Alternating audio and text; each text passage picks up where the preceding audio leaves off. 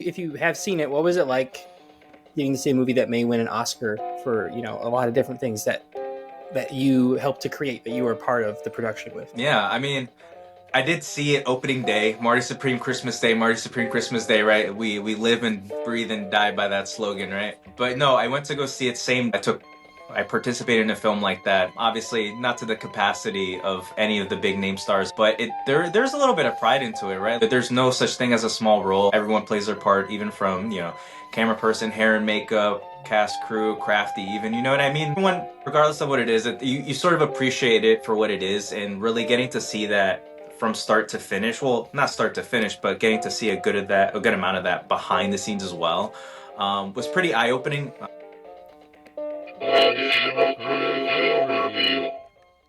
It's an original podcast for an original guy. It's the Marty Supreme podcast, not the Marty Normal podcast. Welcome to Additional Crew, the spoiler-heavy review show where we choose whatever random film we want to talk about. This episode we bring to you Marty Mauser, a young man with a dream no one respects, goes to hell and back in pursuit of greatness. I am, of course, talking about Josh Safdie's Golden Globe-winning picture, Marty Supreme. I am also happy to announce that the middle section of this podcast is going to feature an interview with a cast member, Acacio Da Silva Ferreira, of note for his portrayal as a table tennis player from Brazil.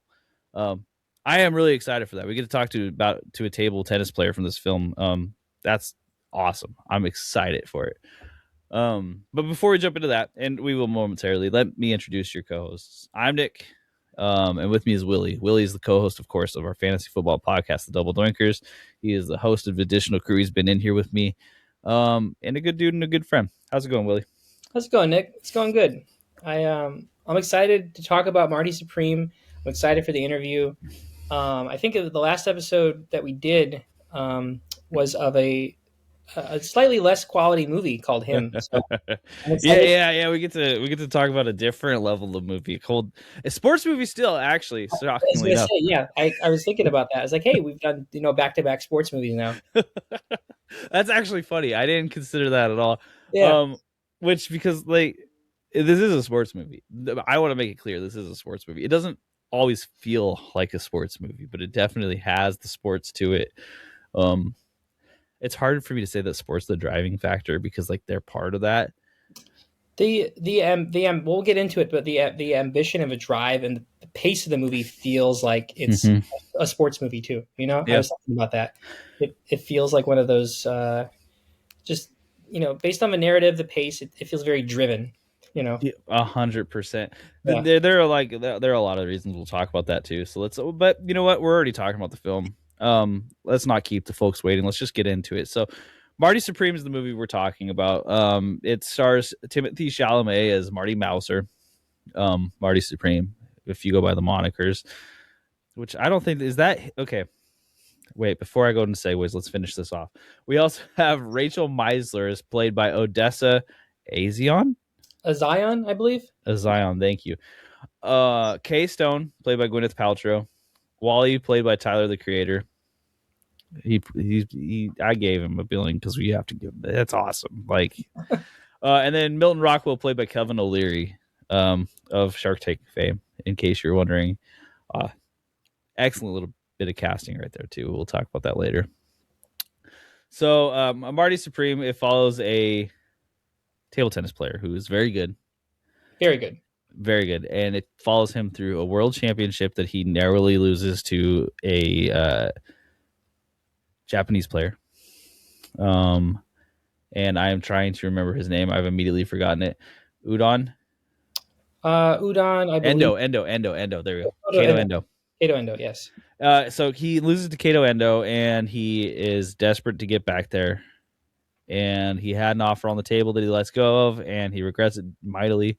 And we get to watch him attempting to get back there to reclaim his throne as the best table tennis player in the world in his mind, if nowhere else. And that's the basic plot of the movie. Now, what fills it up is just, as I've heard exclaimed over and over again, it's just a Safdie movie, right? This is the anxiety, the movement, the constant level of frustration with the characters because you can see exactly how things are going to go wrong, and they do go exactly how you think they're going to go, Mm-hmm. followed by some sort of redemption. And some in this feeling of being on edge, both because you know what's going to happen because it seems like it's so perfectly going to go wrong, but the character's enthusiasm, you feel like okay, maybe it will happen, and Yeah. this is such a theme in all of Josh Safdie and the Safdie brothers movies, is this obviously this feeling of anxiety, but also this feeling of being on the edge of your seat because things really could go either way, and you Mhm. know there's the themes of like desperately trying to get together money. I feel like money anxiety is the biggest part of a lot of these movies, especially with Marty Supreme and Marty needing to get. I think it was like was it $5,000 to get money for the tournament and a plane ticket to get to Japan. I forget the exact amount, but it's an amount that feels kind of almost insurmountable when you look at it in the context of the 1950s in New York, and he's just this guy who doesn't even really have a job. Mhm. He doesn't have any source of income on a regular basis, so he's finding all these opportunities and ways to get money and both swindle people and like honestly earn money in some ways occasionally. I think you would be open to honestly earning money if it was quick, right? Like that's the thing. He needs fast. He doesn't slow down for nothing. This is a guy who he fits into the modern archetype of a person, really. Like he needs this instant gratification, but then they drop him into the 50s Yes. and it just gets so anxiety. I was thinking about, and I'm not claiming that any of these are themes of films, but like this really feels like it could have been a movie that is just about one of like the modern like social media era viral video producer, Oh, but who 100%. existed in the 50s, and that's what this movie is like we're watching some guy who shouldn't be around here just doing all this crazy stuff while everyone else is like, what is going on? You're destroying everything around me. The setting of it, the period piece-ness of it, taking place in the 50s in New York and Japan, really adds so much to it. But at the same time, like you could, alter this character. Table tennis is such a big part of it, but also you could apply this to a modern example of, maybe someone who wants to go to, I don't know, like some kind of like Twitch con or Yeah. something very modern like that, and they're trying to get the money or like the plane ticket to go there, and they're finding all these schemes like the ambition that comes through and shines through in Marty's character is so applicable to any type of Mhm. profession that requires, skill and, endurance. And just the fact that it takes place in the 50s and is about table tennis is both really cool, but also kind of a side note. It works in a lot of different ways. Right. It's a very unique setting, and you haven't seen these characters. You really haven't seen like you name me a movie that portrays table tennis that's not Forrest Gump, right? Like, good luck. I was just about to say it. It was on. I was ready, locked and loaded. You're like, I'm on it. I'm on it. I'm on it. It's the only one though, right? Like, there's no other movies that are talking about table tennis, so it's the perfect sport because at one hand, it seems. And then maybe this is my bias. Maybe I'm not understanding the seriousness of table tennis, but it seems kind of goofy, right? It seems a little goofy. Like you're like, yeah, it's tennis, but it's on a table, and you guys are just playing it against each other. And yeah, that's hard. And I do. They appreciate the skill involved, but also like table tennis. It, Come on. it is kind of it's funny because if this happened today and there was someone this ambitious about it, it would also make sense because like there's so many different niche things on the internet. Mm-hmm. People are in their own little echo chambers of the internet and their own interests, so it's easy to find something to be passionate about that's unique. But nobody in New York or in the States in the 50s cared about table tennis. Like, it was just people didn't know what it was. I do you think that it was like okay, this has to exist. New York was the place where I could see it existing, but do you think that a table tennis club existed anywhere else in America at that time? Because that was the funniest thing to me. Is like he's got this whole club that's got like it's got the person in the cage taking the money, and Uh-huh. there's just a bunch of guys out there just playing table tennis all the time. And I'm like, in New York, anything can exist because there's so many people all crammed together, right? Like that makes a lot of sense. But do you think anywhere else in America this could really exist? No, it kind of gives off the vibe of like if I was in that, obviously I was never lived in the 50s, but I imagine if I was like a pool shark in that era, I would Mm-hmm. view people that were hustling or playing table tennis as people that weren't good enough at pool that they found another hustle. Like Yeah. that's kind of like where what it would evoke for me. It's like, okay, this is your, okay, cool. You can't play pool. At least you're not like, trying to hustle me. Have your fun, but yeah. Right, and it's fun for this reason because like not only do we see that club, but also he goes to that random bowling alley that also has a table tennis setup. So you sit there and you think, hey, well, in 1952 was there like some sort of like explosion of table tennis that everyone was like, all of a sudden it's the newest craze, it's the newest fad, and I would guess probably not, just judging by the fact that they only sent one American to the world, and they didn't really send him. He kind of just figured out a way to get there on his own. Yeah, and him and the Wally character, like they did, obviously for perhaps anonymous reasons too. They did journey quite a bit out of the city to find this very niche little bowling alley club Mhm. of other people that are actually playing. So they did have to look a little bit, go out of their way a little bit to find it. So yeah, word of mouth, I guess. I don't know. It's funny. I appreciated it for for that. I do think that it is hilarious that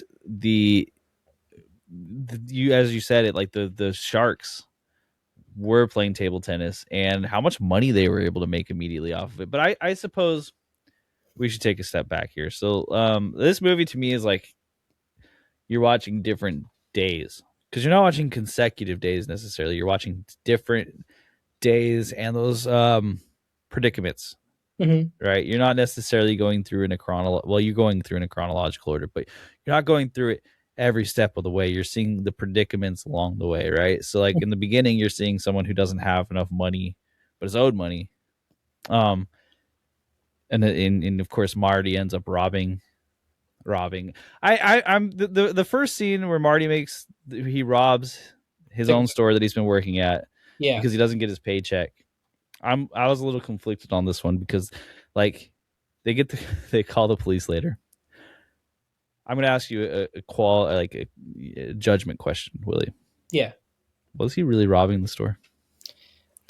I don't think in his mind that he was, because I mean, for one, Marty's character is so consumed with his own ambition, and he has a one-track mind. So I don't think he was considering any repercussions at the time he was doing it. So like he knew the guy he was robbing, the guy who had access to his safe, and I love the callback to the very beginning of the movie where he gets that card from the manager that says, Marty Supreme, Marty Mauser. Marty Mauser, store manager on it. And in order to convince the guy to open up a safe, he's like, I'm going to be the manager. I can fire you. Here's my card.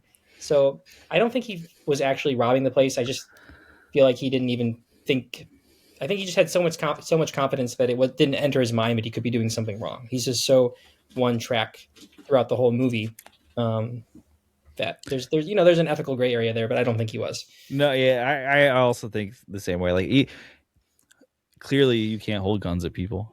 And I think he knows that, but also I don't think he was like actually thinking about the gun part at all. He's just like, come on, let's go. Okay, you're not gonna listen to me. We're gonna speed this up. Let's go. I can't have this argument.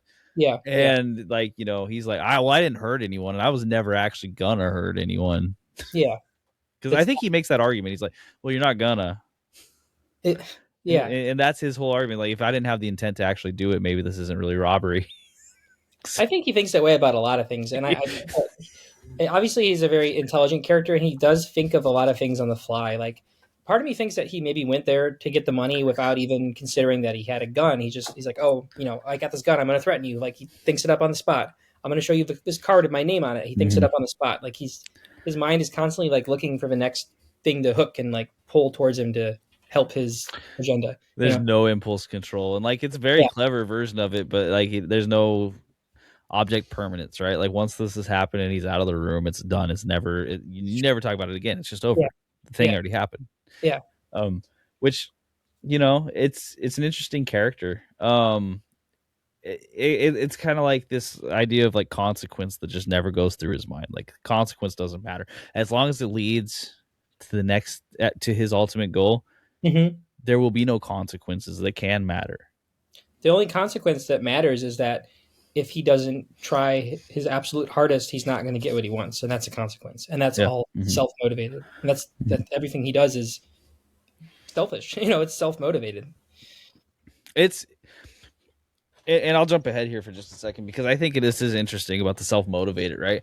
Because you have a scene in the film that he basically describes it as such. So it's not like this unknowing self-motivation, whereas like there's definitely narcissism in there, right? But like if you think about like a classical narcissistic character, typically they're self-motivated in this way without knowing they're being self-motivated, right?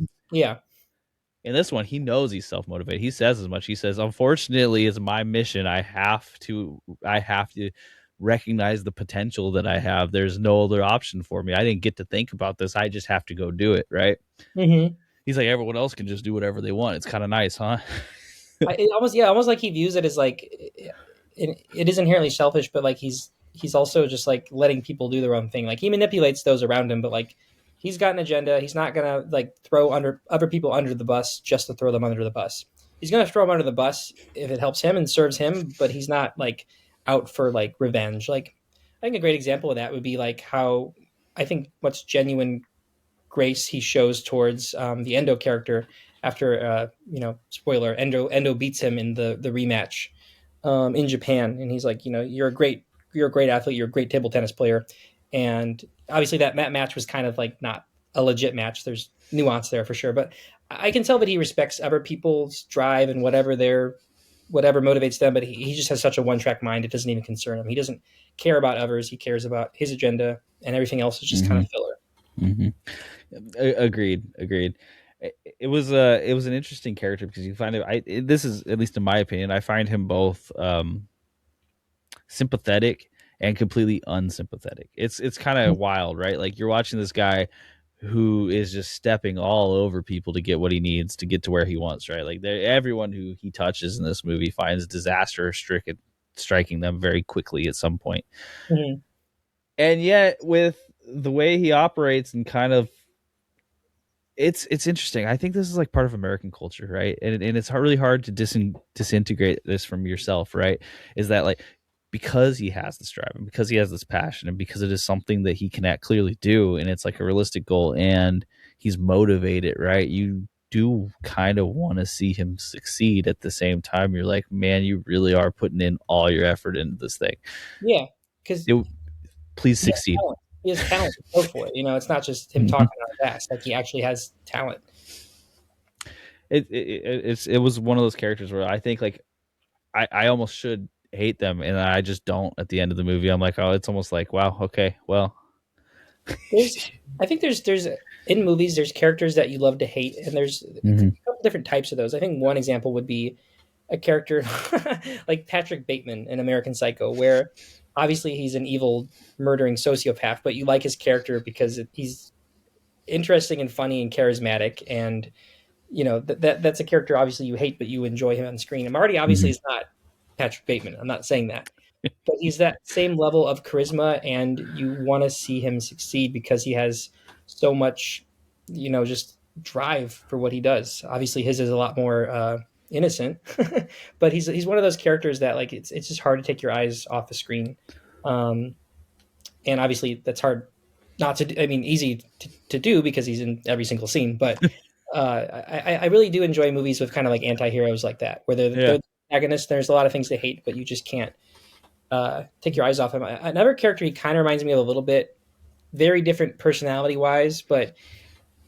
he kind of reminds me a bit of the dude in The Big Lebowski, which sounds crazy because the dude is extremely unmotivated. But once the dude does find motivation to do something, like it is a similar flow, like you're following him through the movie, through all these scenes where there's conflict and he's trying to get out of the conflict. And even though their motivations are very different and their approach to things are very different, the dude is also not the most likable character in the world. Like he is, but he's kind of an asshole too. But like you want to see how he interacts with other people, and when he gets in these hard situations, you want to root for him. And I feel like the Marty Mauser character, even though his motivation and his drive is so much greater, it's a similar kind of feeling as an audience member for me, where it's like, you frustrate me so much, but I like you and I don't want to take my eyes off you on the screen, and I want you to succeed at whatever you're trying. It's almost like the audience becomes one of like the family members or friends that's probably been around this guy forever. You know what I mean? Where it's like, yeah, you keep robbing me, man, but like at the same time, I want you to succeed. It's really hard. Like, his friend with the father who makes the Marty Supreme balls, right? Yes. Where he's like, he has all of the rights in the world to just completely disown Marty over and over and over and over and over again, and yet he's like, I can't help it. I do kind of like you, so we're going to keep trying this. And of course, they reach a tipping point as anyone would during the night, where his quote unquote sister is staying with them, and then they crash his car. We'll get there. It's just a whole mess, a cacophony of terrible things that happen. And that's his friend. I I the actor. I've actually read a bit about this actor. So in classic Safdie fashion, they've casted a non-actor. The character's name, I had it pulled up here, is Dion. yes. Mm-hmm. And the actor's name is Luke Manley, and I believe this is how he blew up. But Manley went viral for a post Knicks game reaction where he was just I love that. he was going off about something. I'll need to watch it again, but basically he was just expressing his love for his city and the Knicks, and just in his thick New York accent, just authentic, like genuine, funny guy. And I think the directors saw that video, or somehow they got connected and because of that viral clip that made him first blow up. And I watched an interview with him, and he's such a funny guy, very nice, very just well spoken, and just an engaging speaker. And he spoke very, very, very highly of Timothée Chalamet on set and who he is as a person. You should check out the interview clip. He's done a couple at least, but you also just can't take your eyes off him as an actor or as a character, because he just has a lot of life to him. Oh, sure. And he's I have a hard time thinking of an actor that gave the same energy, right? Like they used him in such a perfect way in this movie with his dad, who's the rich guy who can fund things, right? So he's clearly has an avenue to use for Marty. So there's a reason why Marty is over there and just bugging him. Mm-hmm. But he's a nice dude who is a painter, like Mm-hmm. he's an artist in this movie, and he's just getting taken for a ride by someone who's a friend. But at the same point, like, do you think that this relationship had any genuine feelings from Marty, or was it all based on monetary goods that could have came out of it? Like, it was Marty just taking advantage of Dion, or do you think they were actually friends? I mean, it's so funny, and that what makes this movie so interesting to think about after is you could ask that about every single character in the movie. And I think with the Dion character, it's interesting because, and I think this speaks a lot to the Marty character's charisma, but it's not like Marty went out of his way to be like, hey, can you make me these unique, orange tennis balls, and like, do this for me, do this, do this, do this. Like, he uses him, but at the same time, it's a manipulative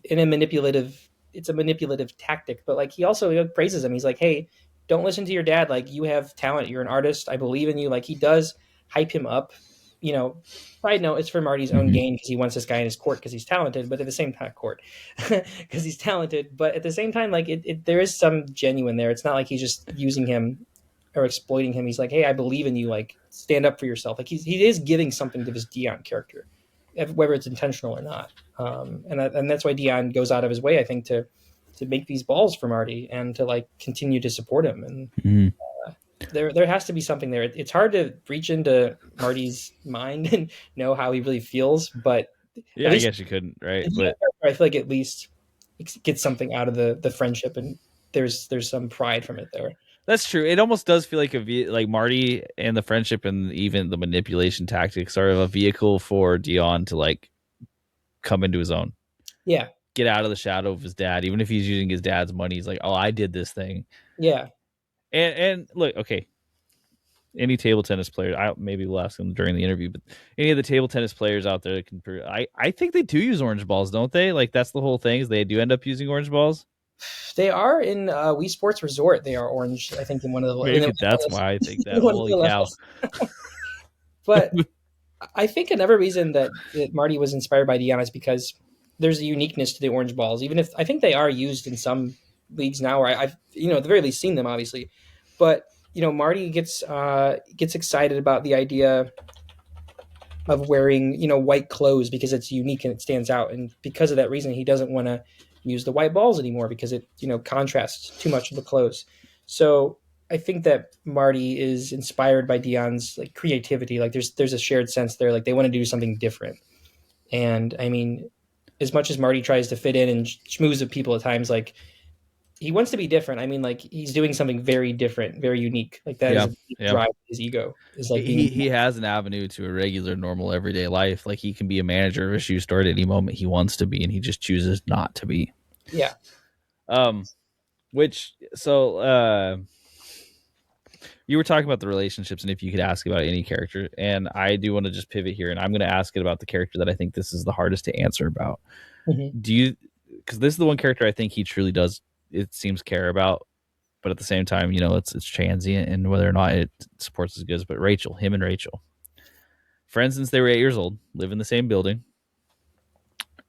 Is their relationship built on each individual's gain, or is it a relationship truly built on feelings and emotion? I want to say a little bit the latter, and this is, and we can talk about the end scene with the baby and that emotion there. But here's the question I was going to pose, and I've been thinking about this: like, why is Marty? Why does he go out of his way to protect her? Like, why does he take her away from her abusive husband? You know, put her in a hotel. Like, why does he keep going back to her? She's not rich. She doesn't have anything to give him. I mean, Mm-hmm. besides, they're romantically involved, but that's not his mind isn't at getting into a relationship or anything like that. Like, he's with Kay Stone. Like, he can have in his mind, I'm sure he can have any woman he wants, and that's he makes that clear. Mm-hmm. So with Rachel, like, she doesn't really have anything to give him, but he still continues to support her and protect her. Like, obviously she helps him at times throughout his endeavors, but there has to be something there, because why else would he? 100%. Like, this is like the only person who really knows him for who he really is, right? He kind Yeah. of puts on a mask in front of everyone else, it feels like, to whatever mask he needs at that moment. Whereas with Rachel, she doesn't need a mask anymore. She's in it with him. She'll throw the mask on with him. She'll be like, we'll be in the mask together. It's cool. Let's go. Yeah. So that feels like the difference in the relationship is she's the only one who he's really even like, okay, you can join in on this with me. And he even, with that hallway scene that feels heartbreaking, right, where he's like telling her, hey, well, if you're not ready for this, you should go home. Yeah. um it feels like one of the very few genuine things that he actually says to someone, and almost like the one time he's told anyone the real truth of what's in his mind that day. And yeah, it breaks her heart, but that's a lot easier than what would have happened if she would have kept going with him. Well, it would, maybe not. A lot of bad things happened to her because she went with him, but like, he tried to protect her. He's the only one he tried to protect for a second. Yeah, and he like went out of his way to do so. There's that sacrifice there, and like you made that point, like it is genuine. Like, he could have kept her in his back pocket and be like, no, I need to get the money, and then I'm going to come back for you. But he's like, he was straight up. He's like, if you're not ready for this, like, I can't keep doing this. Like, that was genuine, Mm-hmm. and that's something that we don't see a lot from him. I can't really think of any other moments except for maybe because he does also go and bash Ira's head with the trophy, and Yeah. that doesn't really get him anything. Like, it No. really doesn't. Like, that one gets some repercussions, if anything. Like, now he's definitely going to get arrested when he gets back. Exactly. Yeah, I was thinking about that. Like, he's already like on the run for the theft from the store, and the police were on his trail, and he goes out of his way when he could be like, going out and hustling again, or just some other way to make money. He goes out of his way to go bash an Ira's head with the trophy. Mm-hmm. And if whatever Marty's definition of love and feelings are, that is an expression of love and support for Ira, I think. Yeah, at least slightly. Yeah. There's probably some ego there too, but I agree. There's a little bit of ego, but it's really like the only altruistic thing you see. And altruistic, I guess that's a big definition. That's kind of a jump in this particular sentence, but it's one of the few things that you see from him in this case. So Marty, I'm taking a second because I'm figuring out how to frame this right, because I have a thought process on this. So Marty eventually ends up sacrificing everything to beat Endo and prove that he's better than Endo in a fair match. Even though he still stays banned from the world tournament, he no longer has money. He's going to be turned into a vampire or something similar to that. And he has no way home, and I think this is a perfect choice to end the tournament, right? Or to end his playing in this film. Because if you think about all of the good jobs that Marty turned down, even if you're talking about the Harlem Globetrotters, right, as they're going across Europe, I don't know how much it pays, but it probably pays enough to at least survive. Yeah, probably more than making of a shoe store too. And the shoe store, and just just in table tennis, really. Like, if he would just chilled out, he probably could have found a way to pay those guys back eventually and gotten back into the tournament. But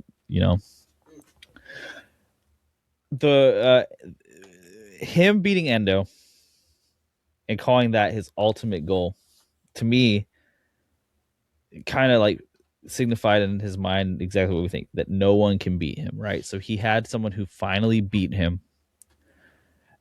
and he just could not live with that in his mind. He was like, this can't be it. I mean, you see him right immediately, he's like, you're cheating, this table, this thing, this all this stuff, he's throwing the trash. Yeah. And he goes out of his way to prove that if you weren't cheating, quote unquote, I could beat you no matter what. And that is the only thing that actually mattered in this movie, was kind of like this this is where I do think there's narcissistic traits. It's like this narcissistic trait that says, I'm the best. There's no one better than me. If you prove that wrong, then I will come and find a way to regain that dominance. And it actually doesn't matter this thing I'm shooting for. What matters is me proving that I'm the best. There's a shift there. And I think that is a key of his character being narcissist, is that it's not that he feels like he wasn't as good as Endo and he lost. He feels like the fact that Endo won was just false. People see Endo winning, but Endo didn't actually win in his mind. Like, it was, he cheated, something happened. Like, Endo didn't actually beat him, and now his ego needs to prove it. They messed up. Marty's been the better player. He actually won that match. Like, I think in his mind, he's convinced he won that match. 100%. And like, because after that, we see the character, the Rockefeller, the Mr. Wonderful. Yeah, exactly. Oh my gosh. Okay. Kevin O'Leary's character. I'm trying my best to remember his name right now. I've said it earlier. Milton Rockwell. I said it. He offers him that opportunity to get paid enough money to, clear debts with the World Commission. I think, what did they offer him? Like $4,000 or something? Like, it was pretty wild. And a trip to Japan, long as he's willing to lose to Endo, which is like, that solves all of your issues right there. In Rockwell's mind, yeah. Yeah. And this is exactly where he's like, but I will not lose to him again because he's cheated once. We haven't even gotten into the writing, which I don't think there's a lot of things I can say that are in this movie, because there's a lot of things that I think are very particular to those of the Jewish descent being able to say them, that were amazing lines in this movie. They were just amazing lines. And delivered so well, like, by all the characters. Like, it's very quippy, very one-liners, but like, it flows. It doesn't feel inserted. It feels like a natural progression of the conversation. Right. And it always points to how clever Marty is every single time, because the stuff that's coming off of his head is just insane. Awesome. So I'm trying to think of what else to talk about in the story here, because there is this whole subplot where there's the dog lost, and then I believe his name is Ezra. He's the one who loses the dog that needs to go to the vet, and then Rachel ends up asking him for $2,000, and she'll give the dog back, but of course they don't have the dog. And I did do the math. $2,000 then is equivalent to about $25,000 now. Wow. So in case you're wondering how much that was, because like $2,000 is a ton, but you think like mob boss right now, and you're like, okay, all right, maybe reasonable. Back then, he's willing to pay the blackmail for his dog, not just for his dog, but for his pride. He's like, all right, well, I'm going to get my dog back. Two questions for you, and these are just going to be both guesses. I don't see how you could possibly know this. I don't think it's said in the films. One, the gangster Ezra. Do you know what? The gangster? I assume he was a gangster, right? Because of the way he stabs the guy, and he doesn't seem to worry about much, and his shadiness at the seedy hotel. Yeah, all leads to that. Do you have any idea how he would have earned that money? What is your guess? I feel like he definitely gives off some kind of mobster vibes. I feel like the hotel that Marty and Wally are at, I don't remember the exact scene or what goes into it, but I feel like the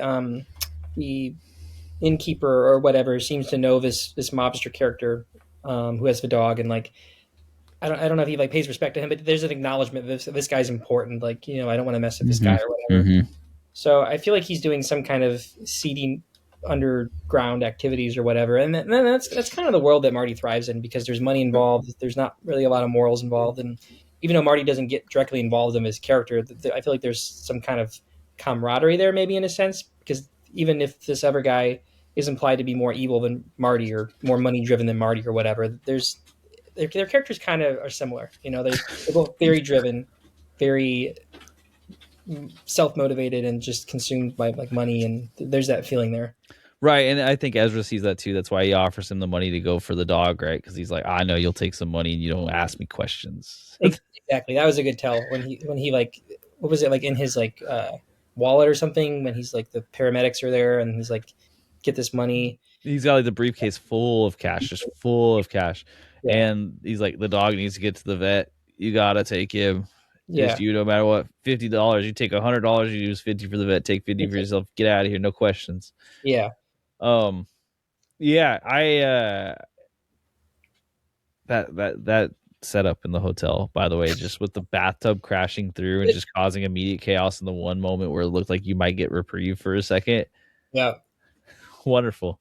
I love it. It sets up too that you literally do think you're going to get reprieve, because the Marty characters, he's like in the bath and he's like relaxing. There's actually a moment in the film where he's not running around. He's actually in a space where he can relax, and then boom, the floor crashes. Yeah.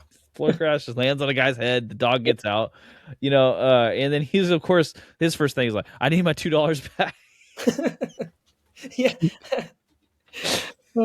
Just like, give me my $2 back. I'm out of here. You got to give it to me, Yeah. And it leads to just the craziest night with him and Wally, and it just keeps, cascading. And this is where like the destruction part of Marty's character comes through, right? Is because he is so not worried about everyone else that he ends up destroying so many things. And it's not like I say that it's not him directly that's destroying things. It's this wanton disregard for everyone else that's destroying things. Yeah, and him viewing other people's property or even just other people as expendable. Like, I mean, Dion's dad's car he destroys when he goes to the house to get the dog. Mm-hmm. I mean, they blow up the gas station during that scene where the hustlers are following them. Like, it's just blatant disregard because it's expendable. Like, no, I can't deal with this problem right now. It's not even an anxiety thing. It's not like he has anxiety and doesn't want to think about it. He's just like, no repercussions. The consequences are me not making the tournament. So this is related to that. Get it out of here, kind of thing. Mm-hmm. Yeah. I do think that's a pretty good reason why this movie couldn't take place in the real time. Because so Safdie's other movie, I think, Uncut Gems. I have actually never seen Uncut Gems, which is like a big giant hole. I know. I have seen Good Time, but I've never seen Uncut Gem. Good Time felt different than this because I don't think that you could have just this sheer level of like chaos in the modern day times. Especially if you're like Adam Sandler's Howie character in Uncut Gems, you can, because he's rich. So like there's a degree of like you can get out of shit, get away with more kind of thing. Yeah. I do consider Uncut Gems though to be a period piece because it takes place in 2012, and which is not a spoiler, I don't think. But there's a very 2012 feeling to it as well. So Kevin Garnett's in the movie is what you need to know. Yeah, and also The Weeknd is playing himself in the movie, and it's like before he blew up and was big. So just kind of a fun detail. But he that movie. It's hard to explain because it only takes place like 10 years before the movie came out, but it does feel like a little bit in the past. And I'm not going to get into spoilers about that movie, but there is things about it that feels like it didn't take place when it came out. And obviously that's cranked up to 11 with Marty in New York in the 50s. Mm-hmm. But like you were saying with the characters in Good Time, you can get away with a lot more destruction and damage and not get caught in 1950s New York. Exactly. Yeah. It feels like they didn't have to make it so personal. Like everything was like things are blowing up personally, right? Like in this one's like things are literally blowing up. Well, yeah. And they don't really have a way to track him because he's in some other dude's car in some other part of town. No CCTV footage like that. You couldn't do that nowadays. Yeah, no chance. Yeah. Okay, so there's two more parts of the story that I really want to bring up. Okay, so like we can bring up K-Stone's K-Stone was just an interesting part. I think it allowed for like some outward reflection because it wasn't inner reflection that Marty had. It was someone who was actually like had gone through and was an actor herself and saw someone acting in front of her all the time. And so we got to see someone who actually could call him out on his bullshit throughout the movie. Mm-hmm. And I think that was K-Stone's character. So, like she was like, yeah, but she still gave in, of course. Yeah. She was still drawn to him, but she was the only one who was like, I know everything you're saying is a lie. Please just understand. I know. Okay. Like you don't have to do this. And And yeah, I I sorry, go ahead. I was gonna say I just appreciated her for that, because even though she goes along for it, it was like the one you can see that like there are still people in this world who wouldn't be tricked by Marty, and that's good. That grounds the movie in my opinion. Hmm. I think it does, and I think that he also is very drawn to her. I mean, because she's a beautiful, famous actress, and that is clout for him or whatever. But also, like, she's someone that was at least one point at the top of her game in her respective passion, Mm-hmm. and he is drawn to people like that. Even like the Kevin O'Leary character, like obviously he doesn't respect him for a lot of reasons, but also this guy's like making like the most profitable fountain pen ink in the world, and he has money, so the money's a big factor. It drives Marty's purpose, but also like he's ascended to the top of his respective passion, and Marty respects that. Yeah. Um, the spanking scene was shockingly, out of all these terrible things that happened in the movie, right? Like Marty finally degrading himself to that level had to have been like the biggest actual blow to Marty that you see happen in the entire movie. Literally and metaphorically, yes. Yes. Yeah. When he's finally just like, I can't talk myself out of this. I either have to actually degrade myself or uh, I don't get what I want. I like when movies are subtle and do metaphors, but I also like when movies are just directly on the nose. Like instead of being like, this scene is a way of showing the character degrades himself. Like no, he actually like pulls down his pants and gets his ass spanked by a paddle. Like he's literally degrading himself. That I like that. Those extremes. Oh, and you couldn't have chosen a better guy to do that than Kevin O'Leary. Like for anything else, and I'm no Kevin O'Leary fan, don't get me wrong, but perfect casting for this particular role. Like Oh yeah.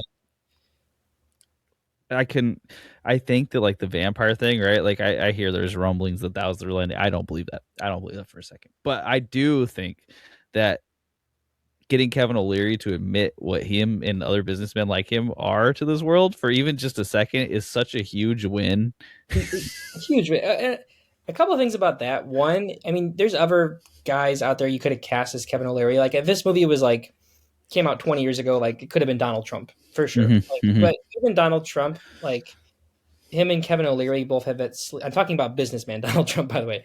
Even him and Kevin O'Leary have that sleazy kind of businessman energy. But there's something about Kevin O'Leary's delivery and his eyes that just fit this Rockwell character so well. Like it, Mm-hmm. There's other narcissistic CEOs out there that could have done this, but O'Leary just particularly is a good casting for that reason too. It's interesting to me too, because like, okay, so we see Marty hook up with Kay Stone, right? And that's Rockwell's wife. Yeah. Right. And you would think that would be the ultimate disrespect. But ultimately, what seems to be the ultimate disrespect is just making Rockwell get less money. I mean, that's what drives him. I think Rockwell is more in love with his money than his wife, 100%. And Marty knows that because Marty probably has some similar tendencies, It seemed very much like it. It was an interesting, just a lot of little nuances in the writing that I think were really particularly well done. Let's talk about the baby. Okay, I did want to include one more fun fact about that scene that actually is Timothée Chalamet's ass, and he was very vocal about that. He did not want to do a butt double. Okay, well, good for him. He's like, if someone's gonna get spanked, it'll be me. Yeah, exactly. I'm not having someone to step in to get spanked for me. Yeah. Okay, good for you, Timmy. Yeah, I think I've earned the ability to call him Timmy now that we're talking about this. So, probably not. he gave a lot of clout and respect to skinny guys with very, very small butts, and I appreciate that. You could have casted some guy with a bigger butt, and it wouldn't have been as real because that's not. He said no. No, you will get what is real. You will get it. Let's talk about the baby. We're gonna go from butts to babies. It's just a very real parent life, apparently. Okay, so the baby, after everything that happens, after his win against Endo, that it seems to, I don't know, at this point you would assume, end his current trajectory as a table tennis player unless he has some significant changes. Mm-hmm. He gets back to the States. He has to go back into what would seem to be a version of real life, which maybe he now can do because he's accomplished the goal that he was so obsessed with, and that was beating the person who beat him, who won that the championship. Mm-hmm. Even if it's even if it's a smaller audience, it's not the same that there's that level of satisfaction. Like this win is real. Like this is how it's supposed to be. Yeah, he won't be rich from it, but that's okay. Yeah. He can always say that he did it. Yeah. So he gets back and he sees that Rachel's had the baby, and he goes and looks at the baby, and he ends up crying. That's the end of the film, right? So, I've had this discussion with people I saw the movie with, and some other people who haven't had the movie, and I see that it is a discussion online as well. So I'm just going to ask you, Willie, is the baby his? Yes, I think it is his. Okay. I think the one side you could look at is that Rachel's character wants him to think it's his for two reasons. One, at least on paper, he's a hell of a lot more supportive, emotionally supportive person than her abusive husband. So she would like him to be the dad. And then two, Marty has this ambition. He doesn't come from money, but he has this goal to have money, have success, and she wants to be with a partner who has that to raise her child. So she wants to attach herself to that. And then I guess you could include three, like he's charismatic. She wants him to be the father, even if he's not. So in the world where he's not the father, 10 times out of 10, she would choose him to be the dad. Like, or at least I think that. I do think that it probably very well could be his, because there's a scene where he, I think, is denying it, or I forget exactly, or like maybe he's like, "Are you sure it's not?" Is Ira her husband's name? I think. Ira's her husband's name. Yeah. Yep. He's like, "Sure it's not Ira's," and she's like, "No, it's not." And I think that we talked about the genuine feelings that he has for her, seemingly supporting her. I think that she really does love him. I mean, clearly she goes through a lot. And I feel like there's a scene where it just really seems implied that she's being honest with him. I mean, obviously she lies about some things throughout the movie, including like the makeup from being beat or whatever.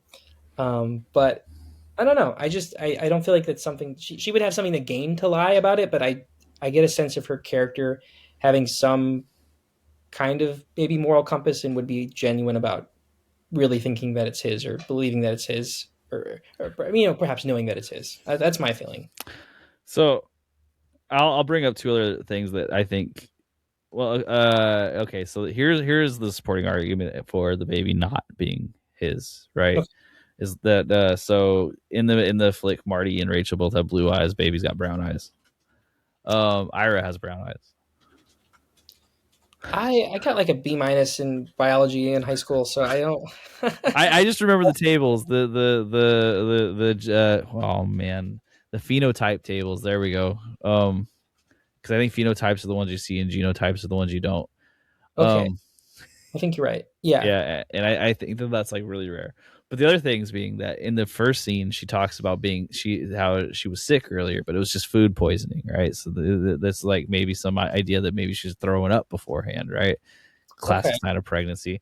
And then at the end, they talk about how her baby came early, 4 weeks early. And it's like little hints like that, where it's like, well, maybe actually, like, because we see, of course, we see the biggest tail sign that it is his baby is that the opening scene with the sperm meeting the egg, right? Yeah. And it's interesting because that it's really hard to argue against that, first off, right? Because that is, if they are doing that to throw you for a loop, that's like one of the first signs where the movie itself is lying to you. Yeah. Or misleading you at the very least, right? Because like they don't specifically have a sperm that says this is Marty's sperm. Yeah.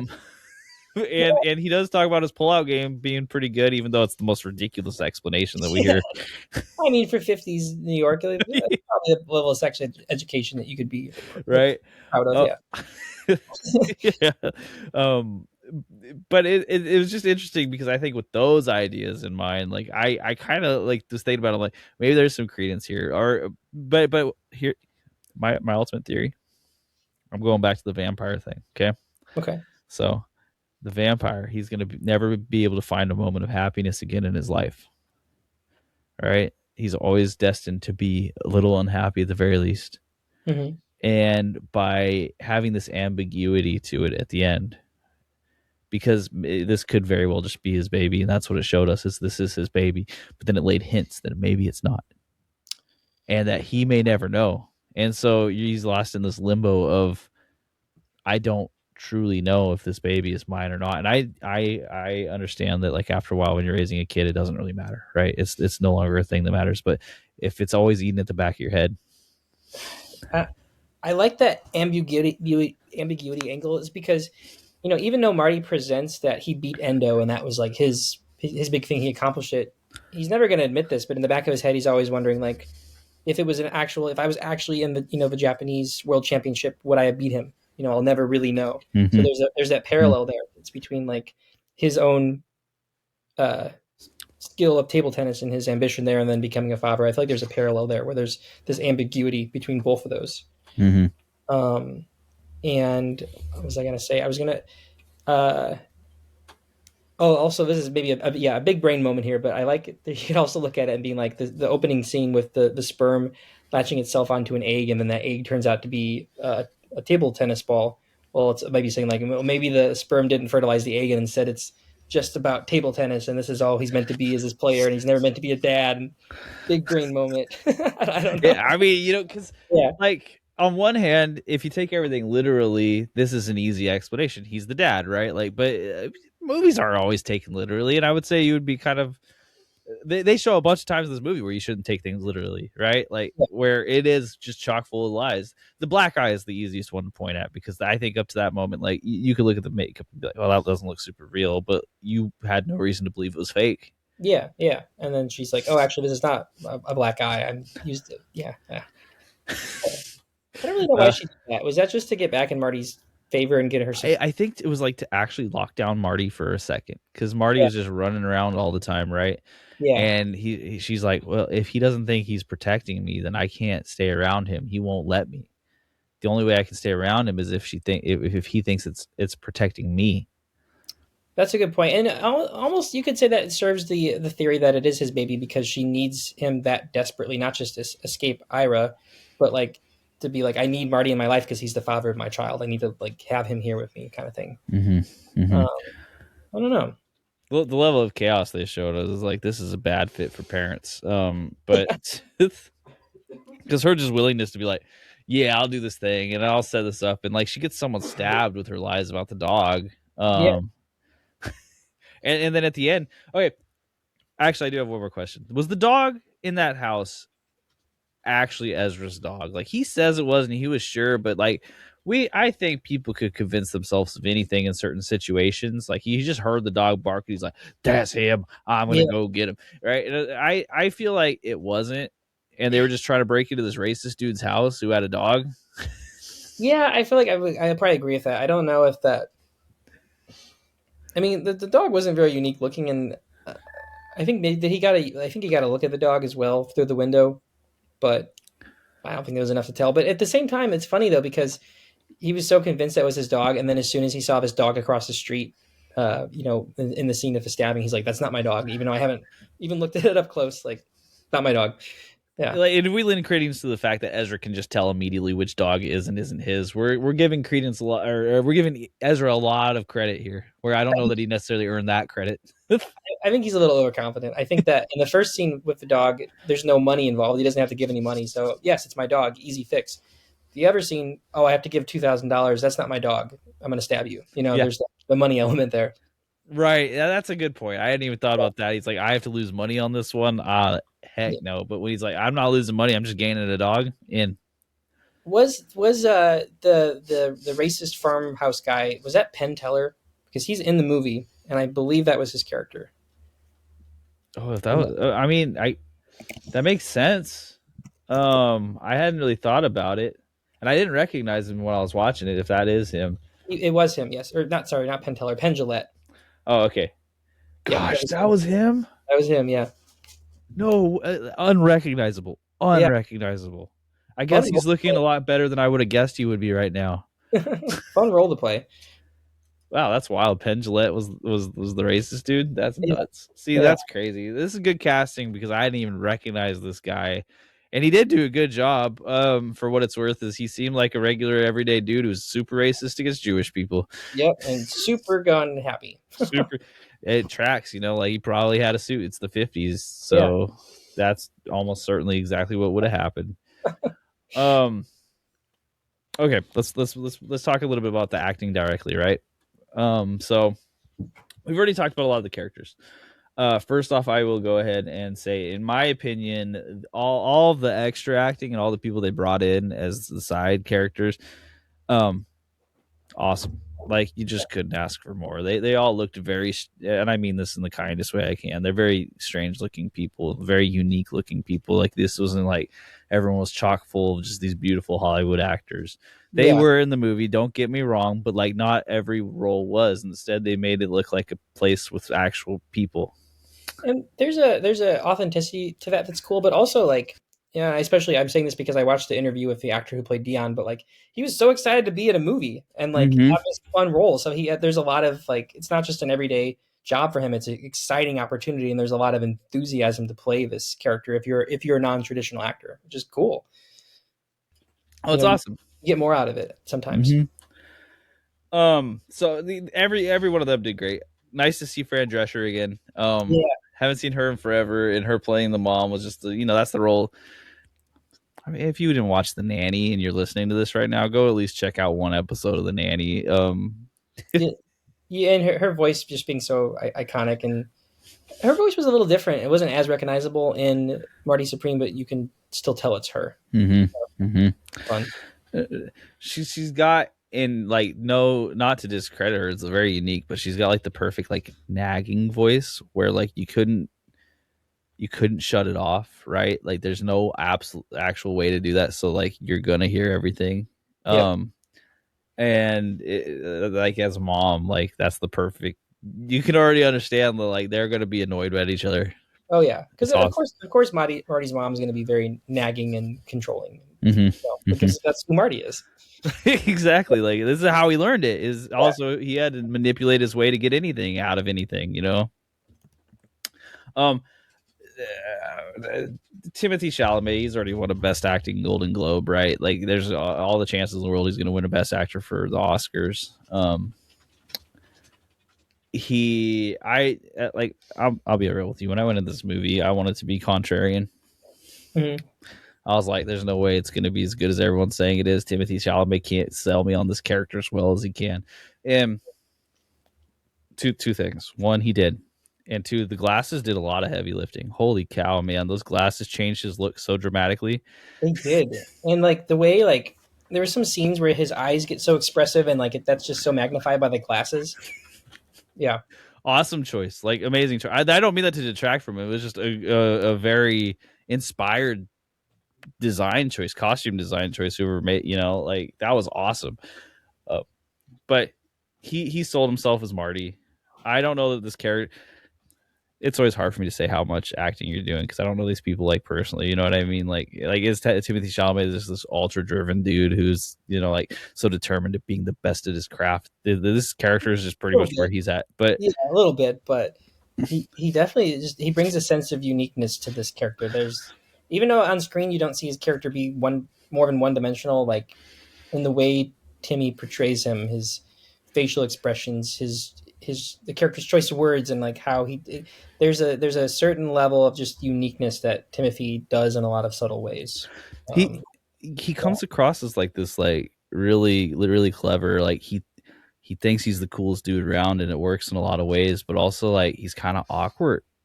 Also too, like the way he interacts with people is not the same as the way everyone else is interacting with each other. yeah, yeah. I think it works because like he's not necessarily the coolest dude ever, even if he thinks he is at times, and it portrays. I was gonna a little side note about Timothy Chalamet and his acting and his craft. There was some controversy last year at the SAG Awards or the Actor Awards that I loved the speech. I didn't take it. I thought it was just a really cool speech, but basically Chalamet like evoked like how he wants to be the best at being an actor. Like he mentioned a lot of great sports figures and like how they strive to be the best, and he wants to be the best that he can be at acting. And a lot of people took it as being kind of arrogant and cocky. Like here's this kid who's like in his late 20s that's trying to like say he's better than everybody else. But the way the way he spoke and the way he gave that speech, it came across as being like he's not trying to put other people down or say he's better. It's like that he wants to be better than everybody else, and that's just kind of the angle Chalamet's taken with his approach to acting, at least in interviews and stuff. But at the same time, it's very clear that he's in character as Marty Supreme when he gave that speech, because Mm-hmm. that person on stage was a slightly more humble version of the Marty Mauser character, and it's clear he was just like he was kind of just playing the character, which is cool. But I do admire professionals that are very maybe arrogant and confident, but they do so in such a way where they don't put other people down or act like prima donnas and stuff. Like I've heard Chalamet is just a great person to work with and very supportive of his fellow actors, and like, but he still has a lot of arrogance and confidence because he wants to be the best. And I think that's an admirable quality to have when you're that good and respected of an actor. This is kind of funny, and this is tangent to our Double Doinkers podcast, but Timothy Chalamet reminds me a little bit of Caleb Williams in his approach.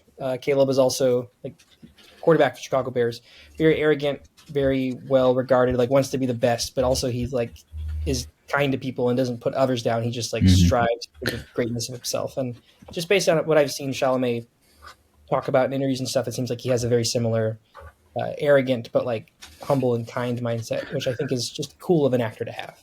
Well, and I asked this question, right? And I think Timothy Chalamet is in a unique position to kind of get this guff, right? Because he's a actor who's been in a ton of things that have all like really worked out for him, right?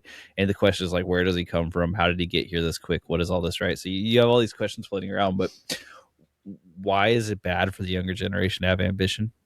Yeah. You know, like if you had like looked at Michael Jordan back in the day and you said you shouldn't want to be the best, that's disrespectful for the people that came before you. You'd be silly. Like, what are you talking about? Like, let this dude try his thing. I have a theory about this that's not related to the movies, and it's just that the older generation, of which there are very many, don't ever want to give up power in a lot of different ways, right? And this is one of them. Like, you can't ever say you're the best because we have Marlon Brando, and he'll never be beat. Yeah, the idol worship kind of thing. Mm-hmm. Mm-hmm. And so I think that's where it rubs people the wrong way. I don't think that like this speaking like this ambition in general should be like something that's looked down upon, because you know who wins when we see ambition on the screens? People who watch the movies. Yeah. The people who do the acting or who do the writers watching their characters come to life on the screen. Mm-hmm. They win when people take it seriously and do a good job. Because it's exactly. It's not just false arrogance. They're it's going hand in hand of actually taking it very seriously and actually trying to be the best, not just saying like I'm the best, like I want to be the best. Mm-hmm. There's a certain vulnerability there, but I really respect. Like I like that you went into this movie like, you know, kind of tongue in cheek, wanting to be contrarian. But personally, like I went into this movie excited because Timothy is probably my favorite young actor currently working. And, you know, I've liked his work for a long time. He's a year older than me, so I always like when people, you know, my age are getting a lot of success in that way because I love movies. But I don't know. I think that it just hit hard for me, and it surpassed. He surpassed my expectations. So it's cool to know that you maybe went in with, you know, maybe slightly less expectations and we're still blown away, and that just shows how great the performance is. No, and it was.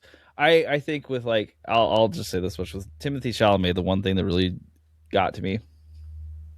This is true. It's not, and I'm being very honest about it right now, so that way everyone can hear why I went into it wanting to be contrarian. Is that the Willy Wonka movie he did? Man, I really did not like that movie. I did not see that. I don't. I'm good. I like tried to watch it with my kids, and I was like, nope, this isn't it. I have to stop. It's not a movie for me. Someone out here loves this, but I really don't. So that's the truth of it. That's where I'm at. But honestly, the weirdness, the way he was like putting himself out there, right? Like all these things are considered. I just don't see it as a problem. Like let the dude do what he's trying to do. You know, if he wants to be the best and he can prove that he's the best, great. If he can't prove that he's the best, such is life. You know, and he's going to try to be the best, and that equals rewarding experiences for audiences. Yeah, exactly. Like let him put in the work. If this dude's out here not putting in the work and putting in terrible performances, saying like get mad at that, fine. But he's putting in the work. He's really trying right now, and he's got a lot of opportunities that maybe other people don't get. But maybe that this is also part of that. It's hard to say, you know. No, not to fire like shots, but if someone like, you know, Kevin Hart came out and was like, you know, I want to be the very best at being an actor, and then he's just like in 8 movies for big paychecks every year. It's like, well, You want to be Come the best? on. Yeah. Money? Okay, like clarify yourself here. Like being purposeful, like with the work you do, is just cool when you do it good. And you have the opportunities. Like I can also look at the Nick Cage like when he didn't have the exact same opportunities. And be like, I respect that because what are you gonna do? You know, you got to keep yourself out there, keep yourself working at your game. Mm-hmm. Right now, Timothy's got that opportunity. He's taking it. Run with it. It's not like we have a ton of like high level actors and these like who are the high level millennial or Gen Z actors right now. Like, there's not a ton. There's not. I mean, Timothy is. Yeah, I think he's ascended to like probably the biggest of his generation. I mean, there's some that are like in their late 30s, like Paul Mescal, but like Timothy just turned 30, and he's been doing this since he was a teenager. So it's been consistent. Yeah, I think if everyone has watched Interstellar at this point, I'm sure. Like, if you want to remember where you probably first saw him, I would guess Interstellar for most people. He was It's like, not that there were things before that, but yeah, he was like 16 when that came out. My first big impression of him, loving him in a movie, was Beautiful Boy with Steve Carell, okay. which he's incredible in that movie. Like, really, really beautiful movie about addiction and family, and he's just heartbreakingly good. Yeah, I think I remember from the French Dispatch. That's where I like really, Yeah. and I did enjoy that movie, but it came out at like the exact right time when I needed a movie like that. Okay, so it's hard for me to talk about the acting in this movie because it's not even that Timothy Chalamet did so well that like we can talk about him forever, whereas other people did. But I dare you, Willie, point me Yeah. out a performance that was bad in this movie. I mean, I'm not. I honestly can't. I really can't. I feel like it's just the Safdies do such a great job of casting, not only by casting non-traditional actors, but just in general. Like, I mean, you could almost throw. We haven't mentioned him yet, but you could throw Tyler the Creator, his Wally character in there. But Tyler's acted in other things, and he's great in this movie too. And he just feels. I think a lot of it is his chemistry with Timothy for sure, but he just feels also perfectly cast. Like, It feels effortless, and it is. I think that casting, right? Like, it's like a lot of these characters don't have to, or a lot of these actors, and I don't mean to like put them down in this way, but like it doesn't feel like they have to try very hard because they were casted to a role that they fit. Exactly. They weren't like, hey, yeah, you're gonna get cast in this role, and I need you to completely change your personality for this completely. Like, even Gwyneth Paltrow, aging actress. Mm-hmm. Like, come on, like that's you just described Gwyneth Paltrow in 2 words, which isn't fair to her, but that was the 2 words, right? So, Kevin O'Leary, insane billionaire. Oh, whoa, wow, that's crazy. You found the exact guy. I do love that they do it in a way that's not cheap, though. Too, it's not. It doesn't feel lazy. It just feels. It's hard to explain why. It just feels earned. They're not playing themselves. They are still variations on that, and there are maybe some tropes that are in there with these characters, right? But they're not based on those tropes. Those just exist within them. It's almost, and I see this even more in Uncut Gems, but it's also their decision. It's the characters and choosing to put these characters in a movie together that also works really well. So even in movies like Uncut Gems, where there's characters literally playing themselves, and then actors in Marty Supreme that are playing a close version of themselves, the decision to put these specific characters in this movie is what works so well. You got this like ambitious young hothead in a movie with like this evil billionaire and this aging actress, and then like a goofy lovable Tyler the Creator character. Those 4 characters in a movie together is just cool. Like, you want to see these people like interact, these characters interact, so that's part of what makes it so good. I couldn't say it better myself. That's exactly right. And okay, so I suppose Rachel's character does deserve some credit here as well. I should talk about her because Rachel is the one who is also selling false truths. I guess I should just say she's lying and manipulating to get what she wants, right? And she does a really good job at it. And first off, Odessa, she's got an instantly like recognizable look, right? So again, good casting because every time you see her, like, I don't know how to describe it except for it's unique, right? Yeah, it's very commanding. Yeah. Like, it's just got screen presence in and of itself. And she has to play someone who you don't know if she's genuine at times, but she comes across as genuine.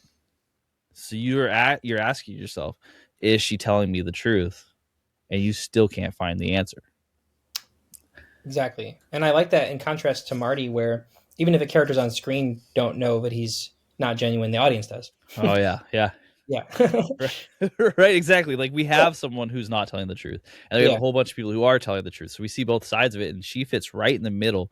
And Yep. even when you don't know she's fitting in the middle, she's fitting in the middle. You know what I mean? So, I feel like that's a pretty hard assignment to sell things when you're already acting, which is like a fake version of this person, and Mhm. then you have to then add on the layer of portraying something that's fake, but pretending to be real. Yeah. And like also doing it in such a movie where the dialogue and the scenes are so fast paced. You know, there's not a lot of room for subtlety in the movie. There are moments, but that adds an extra layer of difficulty to the Yeah. actor. And she sells it incredibly well. So I feel like I just Tropic Thundered us on accident, but like she's playing the lady who's playing the lady who's playing the. I was thinking there's something it was reminding me of. Yes.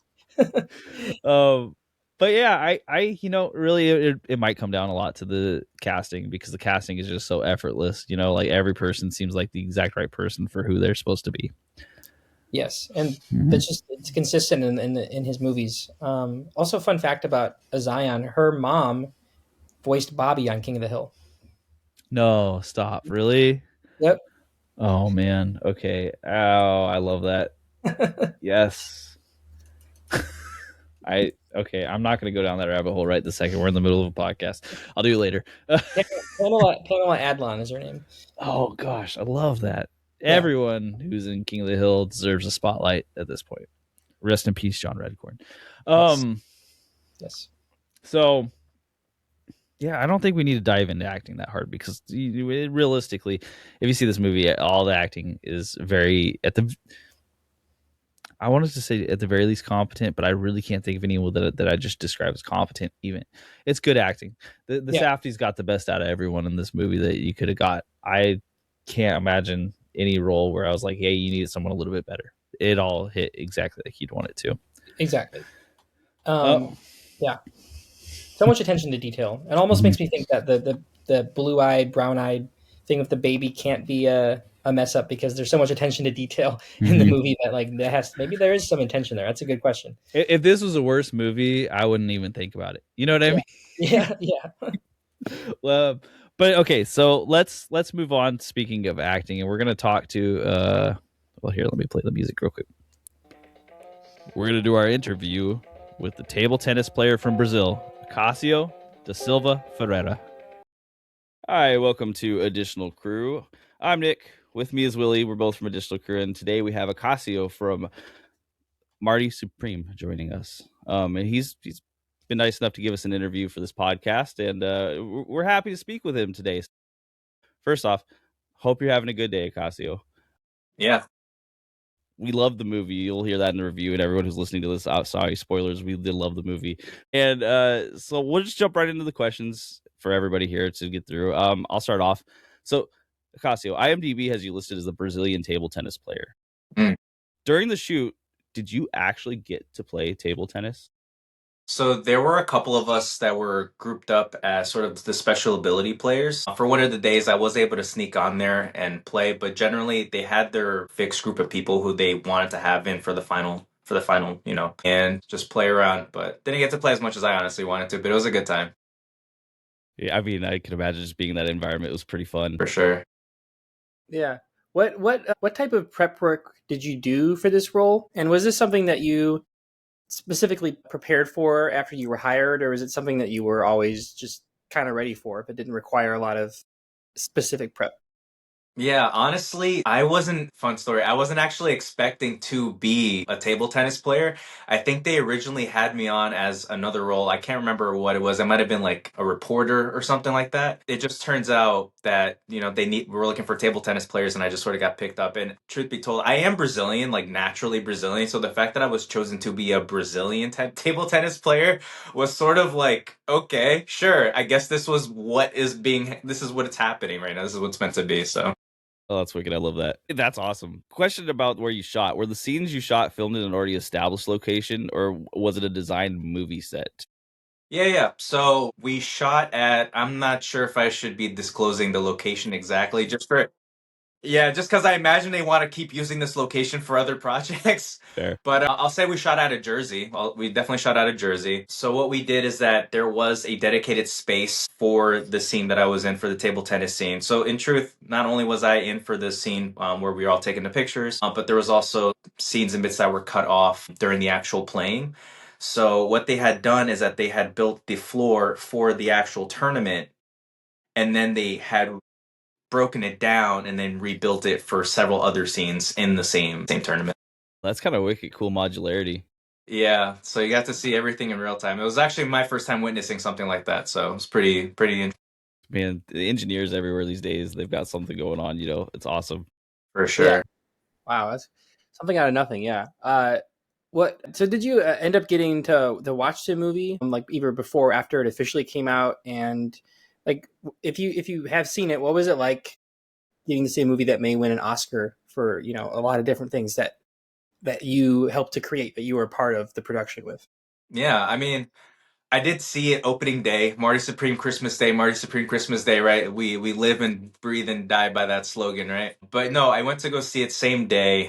Obviously it's something to say that I participated in a film like that. Obviously, not to the capacity of any of the big name stars are obviously in the movie, but there's a little bit of pride into it, right? Like, there's no such thing as a small role. Everyone plays their part, even from, camera person, hair and makeup, cast, crew, crafty, even. You know what I mean? Everyone, regardless of what it is, you sort of appreciate it for what it is, and really getting to see that from start to finish. Well, not start to finish, but getting to see a good amount of that behind the scenes as well, was pretty eye opening. Not only for me as a performer, but as a consumer as well, right? It's one thing to see how a TV production does one thing, but a full film production, a full theatrical production, it's a pretty unique experience. When I definitely took a little bit more pride than I probably should have, but it's honestly really cool, I enjoy it. But all to say is it was definitely an experience one I'll remember forever. It's immortalized forever in film now, right? It's gonna win well,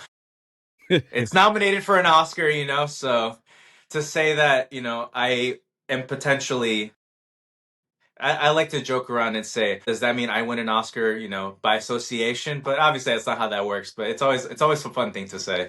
No, it's cool. I mean, you can check out the name of our pod. We're a digital crew, right? We believe everyone who makes art is an artist, right? Even if no matter what your role in it is, you did part of it. So that's awesome. Like, we love that, and that's so cool. Speaking of which, how do you get connected, like, for an opportunity to appear in this film? First off, and I'll ask the second question afterwards. So, how do you get connected to work on this film? Yeah, so for this film specifically, I connected to Grant Whiffley Casting. So they're notorious for background roles. Sometimes you might get picked up for, you might get a bump up, sometimes you won't. Obviously, it's really just Russian roulette. I do have a separate story for that for House of Dynamite, but I guess that's a story for another time. But all that to say is, yeah, I just applied, tried my best, and, I kind of just woke up, did the thing, and here I am. Heck yeah, heck yeah. What do you have a favorite on-set memory? Honestly, it was from this film, because I'm sure everyone's seen the headlines where, where Timmy essentially got threatened on set by some guy, he was like 30 years in jail. We all saw that headline. Mm-hmm. I will say that there were two other stories that actually happened like that, but I will say this man is, to his credit, a professional, right? He handles these interactions really well. There was one instance where we were on set for the table tennis scene for the initial opening tournament, and I guess one of the extras got a hand of a ball, right? And they were really focused on getting this autograph, and so then you just hear him in the background. It's like, hey Timmy, hey Timmy. And like, when you have like a little brother, a little sibling, or like, just a little kid really just trying to get your attention, and you're trying really hard to be super nice and super casual. That was my read on the situation anyway. I'm sure he has a totally read. I'd be surprised if he honestly even remembers this. But all I remember is him turn around saying, but like, just turn around saying what, but like in the most like controlled way possible. It's like, wow, I would not have handled it that smoothly. Like, you wouldn't have even thought he was feeling any sort of way. Obviously, he signed the ball or whatever the situation was, but we did not see him, that same guy who asked for the ball, ever again Didn't know. throughout all the throughout any of the days that I was there for, I only saw him that once instance and he disappeared. And then there was another instance where another, I think it was like a girl or yeah, I think it was a girl. She had her phone on set, whatever the incident was. I don't really remember too many details of it specifically. But the rolling joke around backstage was they pulled the trap door on her and she just disappeared. All to say is that they were really good about damage control. Yeah. Yeah. Makes sense. Yeah, I suppose you'd have to with someone of that caliber hanging around, right? You can't have phones in 1950s New York. That's witchcraft. No, I can't have that. Cool. Thanks for sharing. I was going to ask, what is the difference, would you say, between working on something like this, like a film, big, huge production, a lot of people involved, compared to something, say, like just doing an industry video that's more specific towards a different kind of target audience? What do you think is the biggest difference between those two? I think the biggest thing that comes to mind is scale, size of the crew, just sort of the different perspectives that you're looking at. When you're doing a more industrial shoot or even something a little small scale, you're sort of looking at everything in blocks. And I'm sure you're even in theatrical, you're looking at everything in blocks as well. But I don't really know how to better articulate it other than you really just see how, the saying goes, a lot of moving parts. Those moving parts get a lot bigger. So I think that's the best way I can really phrase and put that together. Yeah, that makes a lot of sense. I think we're down to like our last official question we had on here. And this isn't just about you, Acacio. Yeah. What are your other passions besides acting and stunt work? Like, what do you like? So me personally, I play trading cards a lot. So I used to play this game called MetaZoo. Growing up, we all played games like Yu-Gi-Oh, Pokemon, but not so much nowadays. My go-to trading card game is Pokemon TCG Pocket. Okay. It's kind of quick on the go. Besides that, really like going to the gym. I'm always practicing my craft. I'm taking classes now. Being an actor is definitely the ever going job. You're always learning, you're always growing. Mm-hmm. And then besides that, just trying to be a good person. That's really, I feel like that's a harder job than easier said than done, sort of thing sometimes. 100%. Right? We talk about it all the time. Sometimes just existing in the way you want to is the hardest part of all of it, right? Yeah. But awesome, Acacio. We really appreciate you joining us, and talking with us this morning. Awesome film. For what it's worth, excellent work. Like nothing poor to say at all. Not even a minute. So awesome. I hope everything goes well for you. Yeah. Thank you. Hopefully we'll do this sometime soon. Hopefully there will be more movies. Heck yeah, absolutely. Hey, reach out to this guy, guys. Anyone seeing this, reach out to him. All right. Thank you, Acacio. Thanks, Casio. Yeah. Thank you, guys. Have a good one. All right. Hey, I hope you enjoyed that as much as we did. Welcome back. You've now heard us say the additional crew introduction twice, so I hope you know who you're listening to. But let's jump right back into it. So let's talk about creativity and cinematography. Whoa, creativity and cinematography. There we go. And we'll talk about the soundtrack later. And I'm going to bring that up now because the soundtrack, I think, is such a huge part of this movie. Oh, yeah. I'm excited. Yeah, 100%. So the creativity and the cinematography in this film. So first off, I don't know off the top of my head if it was shot on film. I have to imagine it was, because if they added this film grain later, it was very genuine looking. Mm-hmm. Because this movie didn't have the same feel as most modern movies. It definitely came across. I had this thought about this movie, right? And so in a lot of 1980s movies, they were portraying the 50s. Mm-hmm. And this almost feels like a modern movie portraying a 1980s movie, portraying the 1950s. Great. I totally agree. I mean, the soundtrack plays into that for sure. But yes, there's a certain level of fast-paced excitement to it. One of my favorite movies is Ferris Bueller's Day Off, and this movie almost reminds me of a darker version of that. I mean, it's a similar character in a lot of ways, but it's also, there's that 80s feel to it. And I don't mean the John Hughes movie kind of feel, because obviously Ferris Bueller has that. But there is this certain level of great 80s movies that have this pace and this cinematography, I think, can go into that as well. But there's an element to this movie that does feel like seeing it on film, it looks like it takes place in the 50s. That's done incredibly well. But I Mm-hmm. agree. There's I don't know what word I'm looking for, but there's an 80s feel to it. Yeah, like you know, I'll point this out. At the very beginning, they have a screen, and it's one of the people who produced the movie. Right, I can't remember the name, but they go so far as to making sure that the production credits screen in the beginning of the film even has that 80s feel to it. Um, which is an interesting choice considering the movie is not set in the 80s at all, except for the soundtrack. Again, which it immediately reminded me, like, okay, so when were all these sports movies made? When were all these movies that depicted the 50s made? And it was always in the 80s, right? Like that's when you saw movies. I'm gonna spank, or I'm gonna like forget all of the movies right now except for Dirty Dancing. For some reason, that's still in my mind. So the Dirty Dancing is the movie from the 80s that portrayed the 50s that I'm going to talk about. Footloose. Thank you, Footloose. There, but Yeah. they were out there, right? So like, it's not a surprise that they would use 80s music to portray the 50s if Yeah. this is the filter they're going for. And I think choosing the sports movie as a genre to tell this story, because the story is like vaguely based on real events, maybe kind of. It is based on a real person. I can't imagine that this real person ever told this exact story. Maybe he did. It's Marty Reisman so the it's loosely based on Marty Reisman, who was on paper very similar to this character. Like he grew up, Jewish, early 1950s New York. He competed in the championship in Japan.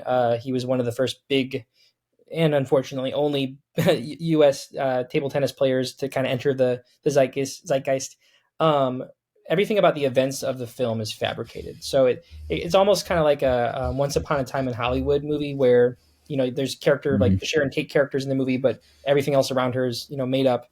Or like I think Brad Pitt's character in that movie was loosely based on a famous stunt guy. So there's definitely takes inspiration from a real life person, but the script is completely original.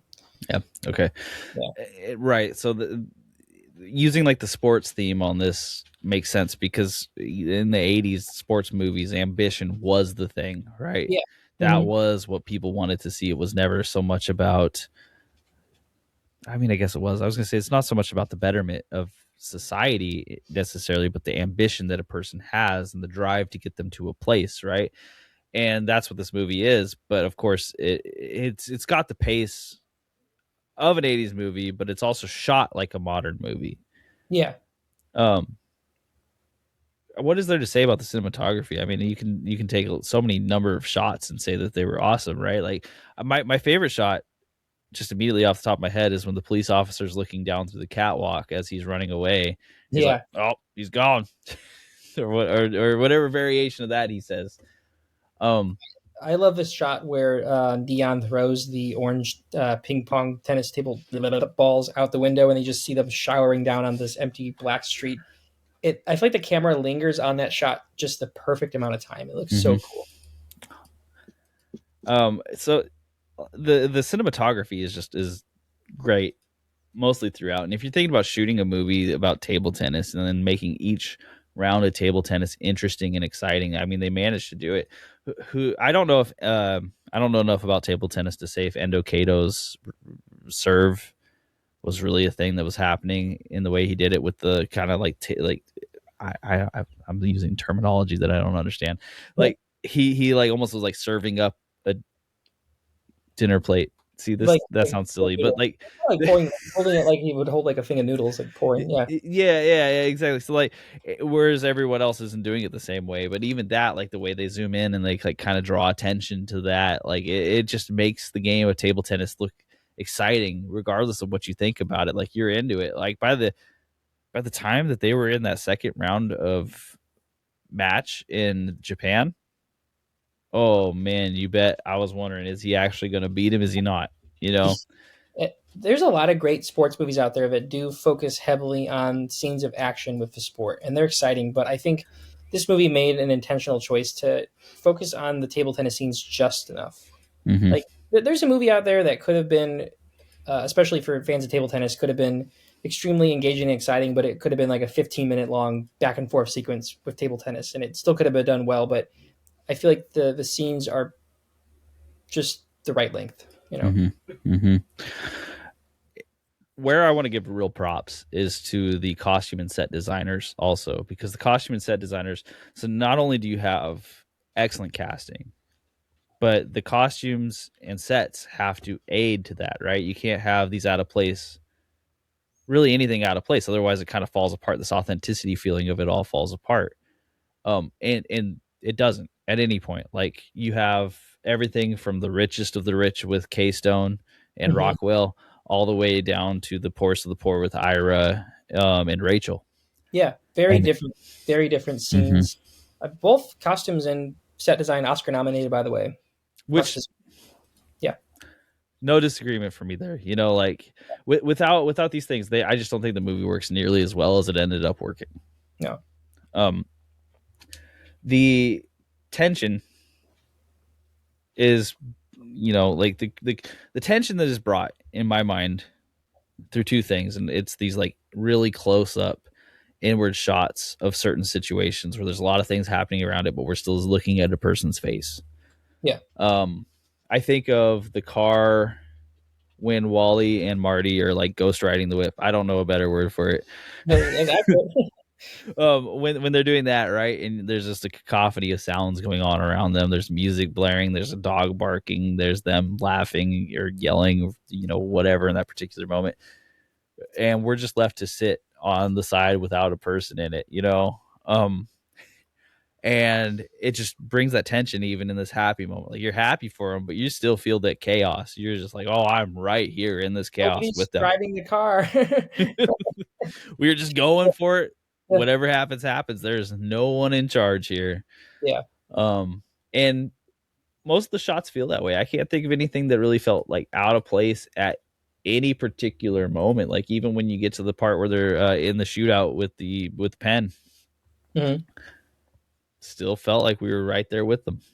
Yeah, and it's really impressive because obviously there's lots of scenes of just great tension, like actual tension, bathtub falling, just farmer pulling a shotgun on you. But even in the scenes where there's not high stakes, there's tension, which is Mm-hmm. hard to do in a movie and be engaging at least. 100%. Like it feels like anything can go wrong at any one moment of time. Yeah. Um, let's. I think of a scene that had maybe one of the better looks, and yet it was one of the least consequential to the plot overall. Um, is when they were hustling the people at the ping pong table, right? So this Mhm. was a very crowded shot. There was a lot of people there. It was a old bowling alley, right? There's just a lot of neon lights put up in places. There's a lot of signs everywhere. For some reason, Wally is pretending he got beat up and he's got the bloody nose. So many things, like the clutter in these scenes. Clutter, that's a good word. It's so cluttered, and yet it works very well. You can still pick out the pieces of information that you need from these scenes. However, they feel incredibly tense. Almost isn't exactly the right word, but like overwhelming, overstimulating. Overstimulating. Mm-hmm. There's a lot of scenes like that that are anxiety inducing, and then like even scenes where it's overstimulating when there's a lot going on, but also like you said, you can pick out the information. Like I think of a scene that stands out to me towards the end is even like when he's in the nursery to go meet what is most likely his baby. There's a tons of screaming babies everywhere. Like you can't. There's clutter. There's chaos. There's a lot going on, but Mm-hmm. yet you're still locked into what that character's motivation is in that scene, and it's easy to pick out. It's hard to describe how well that works, but it just does. Like in that cluttered bowling alley scene, like there's a lot going on, but yeah, like Wally's presence just stands out. It's yeah, so well done. I can't think of words to put it to describe it, but it really is. Yeah, in that, if you want to just see like the level of photography that you can get out of some of these shots, right? The scene with the gentleman that we interviewed earlier, where all the players are standing with their ping pong paddles just up, Mhm. is a great piece of photography, let alone just like part of this movie, right? So it's just got a very unique look. Now the actual table tournament world championship that they're showing early on in the film within like the first 15 minutes of that one. Mhm. I love the effects of them looking down the tables, and it Mhm. almost looks like an infinity mirror situation is going on. Thought the exact same thing when I saw it. Yes, it Mm-hmm. was like obviously there's a lot of action going on from different players, but it felt like an infinity mirror. Like there was like no escape. Right. It's like you can't tell if it's one table, you can't tell if it's a million tables. It's Yeah. there's a lot of them and they're all happening at the exact same time. So there's again sound everywhere, there's movement everywhere, there's stimulation everywhere. You focusing on this one game, but there's still so many things happening around you. And it just aids that feeling. Like this movie's all about overstimulation for me, and they managed to capture that in almost every single scene. And there's a reason why, like you just said, like you're trying to focus.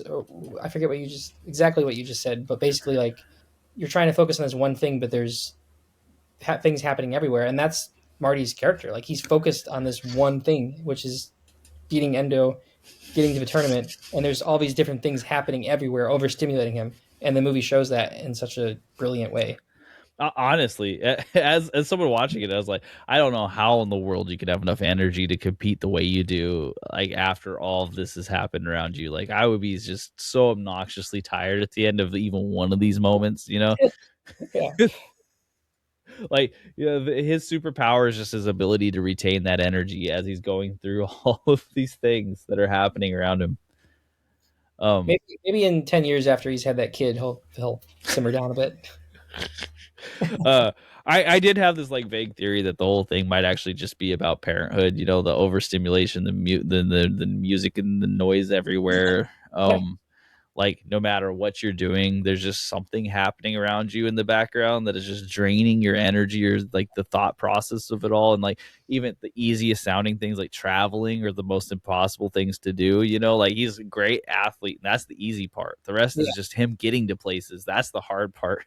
yeah, yeah, And it ends with all the babies crying and him just crying and looking at a baby, and like maybe that's not even like it doesn't even matter who the babies is. It's just the metaphor of, oh my gosh, this is what that's my view for it as a parent. I was like, man, this has so many parallels of just like you need to find a way to exist with all this cacophony of things happening everywhere.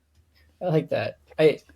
I do want to just ask real quick. I think we kind of touched on it a little bit, and just quickly, I was going to say. So we did talk about is the ambiguity, is the baby his or not, but also the very end, the ambiguity is he crying tears of joy because he loves his baby, or is he crying tears of joy because his career is over? What are his emotions there? When I left the theater, I thought it was a moment of genuine happiness, and the only moment we see of genuine happiness from him in this whole entire movie, because when he beats Endo the second time, it almost doesn't feel like happiness. It feels like a weight's been lifted off his shoulders. Like Yeah, I'm, yeah, I'm I'm forgetting the exact word, but it's not like exultation or happiness that he won. It's more like he is relieved that it went the way he wanted it to. Like he lies down, he's just like, okay, great. And that was my immediate thought. As I've thought about it more, um I it feels like it's in between for me a little bit, right? Like, yeah. which isn't the funnest answer to give, but it's like, okay, so he's crying because wow, that's the baby. That's someone who is going to rely upon him. Hmm. He's not good about relying upon him. This is someone who's like emotional well-being is going to be part of his life now. Hmm.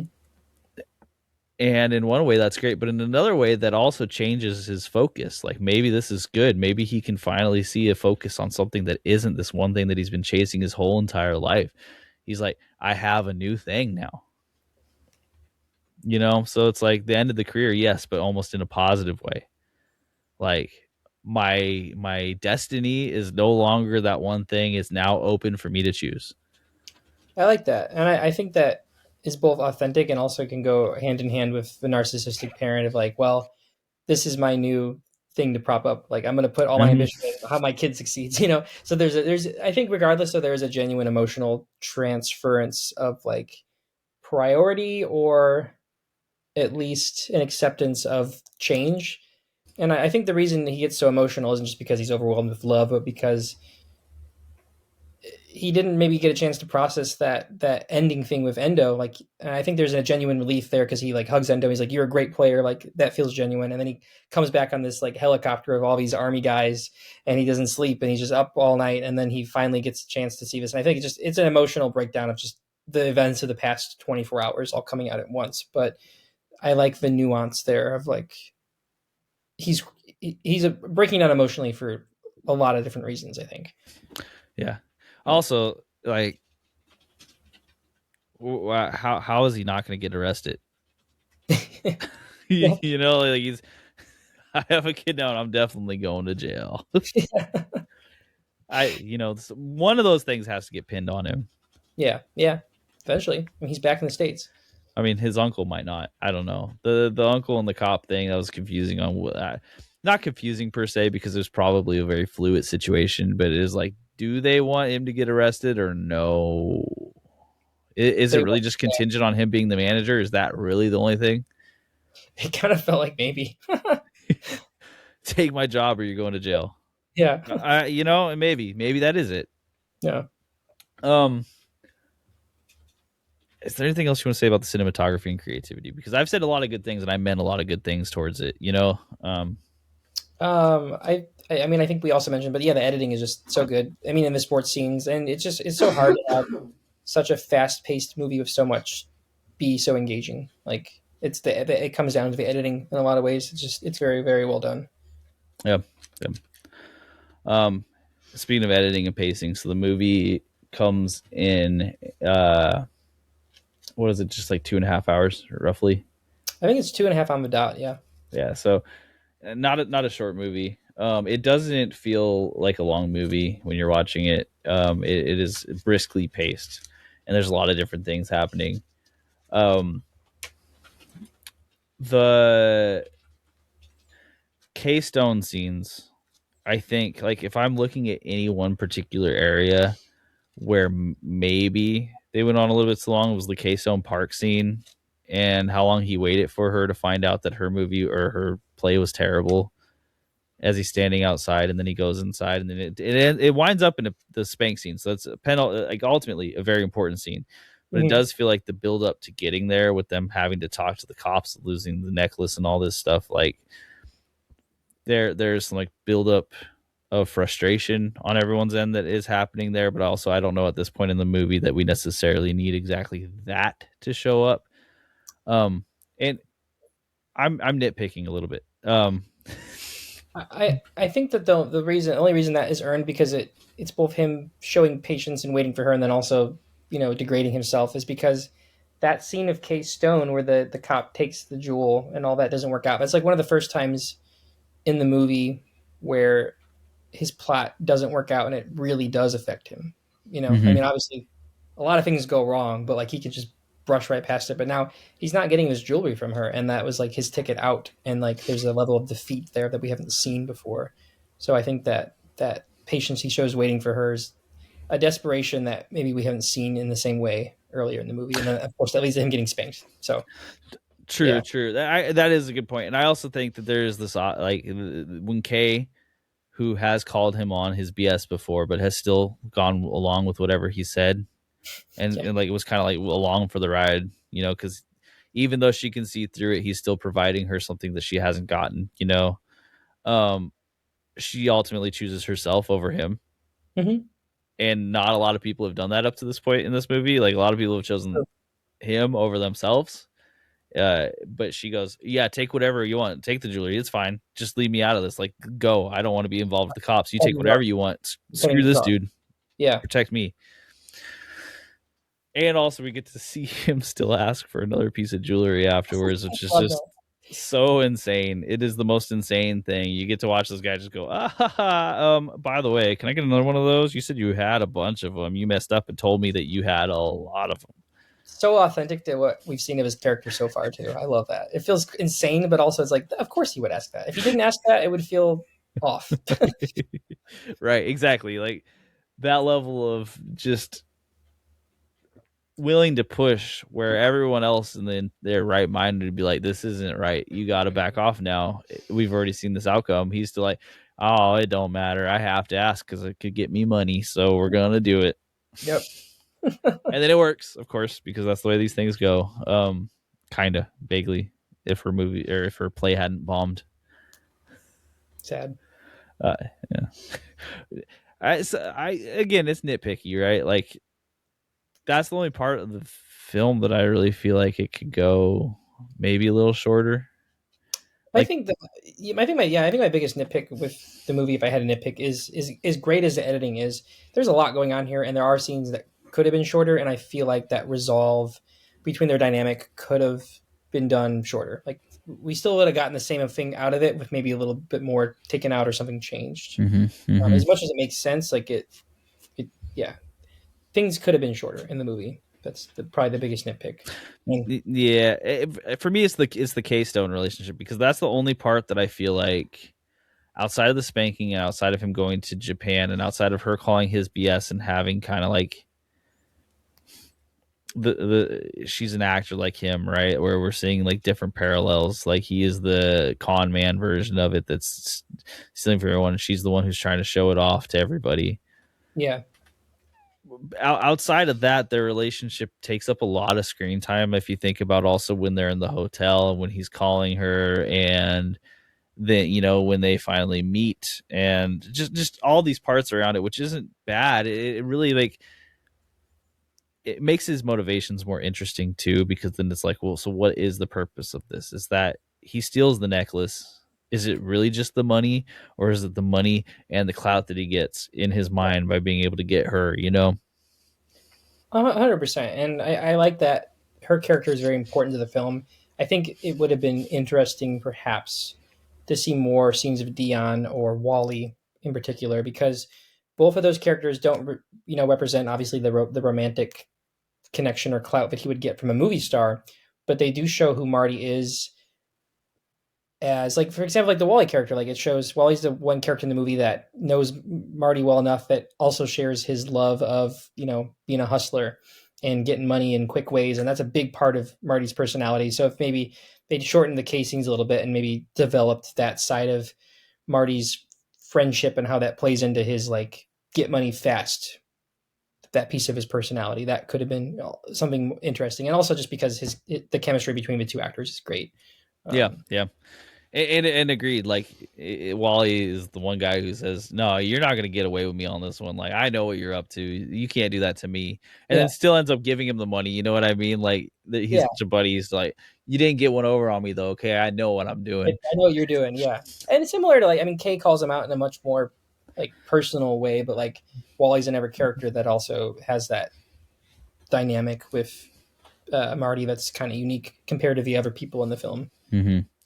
I agree. I think my issue here, and this might be just that, like, I'm a dude who typically loves, horror movies and action movies and stuff like that, right? And the K represents a different level of emotional intelligence to it. And whereas when the other characters are in it, even Rachel, it usually leads to a more explosive end, right? Like there's usually something more explosive, whereas I think K is like that emotional explosive end, in different ways, because she calls him out. They're not really in love, but they're doing a thing, and then he also gets spanked by following her up, right? So like there's a lot of emotional explosion there, and it doesn't resonate as much as with me necessarily as these other things would, but that's simply because of like the pattern of watching. So I would be interested to know if that, like, that's the part that really gripped a lot of other people, because I bet you there are a lot of other people who were like, the K part was the part that was the heart of the movie for me. I could see that. I think the heart of the movie would probably be him and Rachel, but I think that part with him and Rachel isn't as interesting or is earned without the contrast between that and his relationship with Kay, which is driven for very different reasons. Agreed. So again, it's at the best nitpicky, and at the worst just down to personal preference. That was the one thing, because otherwise the editing and pacing awesome. Let's just bring up the soundtrack now, because I think that plays into it. And it really has played into this whole entire thing at this point, and I've kind of like shied away from it. But the soundtrack, both the licensed music and the original soundtrack for this, are just amazing. I can't think of a movie that I went and bought the soundtrack after this. It's not even out yet. I pre-ordered that thing because I was like, that is phenomenal. It was amazing. I think it's and correct if you know and I'm pronouncing this wrong. One O Tricks Point Never. I think so. He worked with. I think he was on Uncut Gems, and I believe he worked with The Weeknd on his Dawn FM album, which is one of my favorite recent albums. Definitely has that '80s synthy, sinister vibe that's also like engaging and fast paced and matches the movie, and it isn't just purely '80s. But yeah, he's really really good. I like Mhm. his stuff outside of his movie as well, and I think it fits the energy of the movie. Like it fits. It also fits the just fantastic needle drops in a couple of the scenes in particular for me. Yeah, Um, it flows so well. It's one of the few craft pieces of the film that wasn't nominated for an Oscar, and I was pretty bummed about that because it's uh, wild to me that that's not nominated for an Oscar. Like above all else, for me, that soundtrack just killed it. I mean, it sounded like an '80s sports movie so many times, or like even an '80s sports movie. It was like being at the arena mhm. in like I mean, I went to the arena mostly in the late '90s, early 2000s because I lived in Utah, right, and that's where we were close to it. But like every time you go in, you'd hear this music that's just like overly like you have just really simple synth notes that are playing, but they're the perfect synth notes with the right resonance. And this movie had that exact feel Yes, to it. yes, it Um, did. just awesome. And it was like whenever Marty was moving around and it was just him on the screen walking, they were playing like Super Bowl walkout music. You know what I mean? And like Yeah, every single time, it was like you're pumped for this athlete, even if he's doing some weird, shady stuff, because the soundtrack is telling you be pumped for this athlete. it fits the vibe and the character so well. Yeah, it matches up. And like sometimes like film scores can kind of be overpowering. Um, I think a recent example of a film score I love that was overpowering was like the Bugonia film score. I love that movie, love the score, but there were some scenes where it's like really hitting you across the head, like, oh wow, I can score as the main character right now. And as big as it bold and ambitious as Marty Supreme's score is, it still is second note to all the characters in the action, which is so hard to do because the score is so like in your face at times and just intense and exciting, but it still doesn't overpower. It's the balance there is like Well, and it fits even when it does overpower for me. It works because of that overstimulation part of it, right? that's a big part. Yeah, yeah. Like It needs to be that way. you're supposed to feel like you're going a little bit crazy with this character because so many things are happening, and the soundtrack is also happening at the same time as the rest of these things. Yeah, Um, yeah.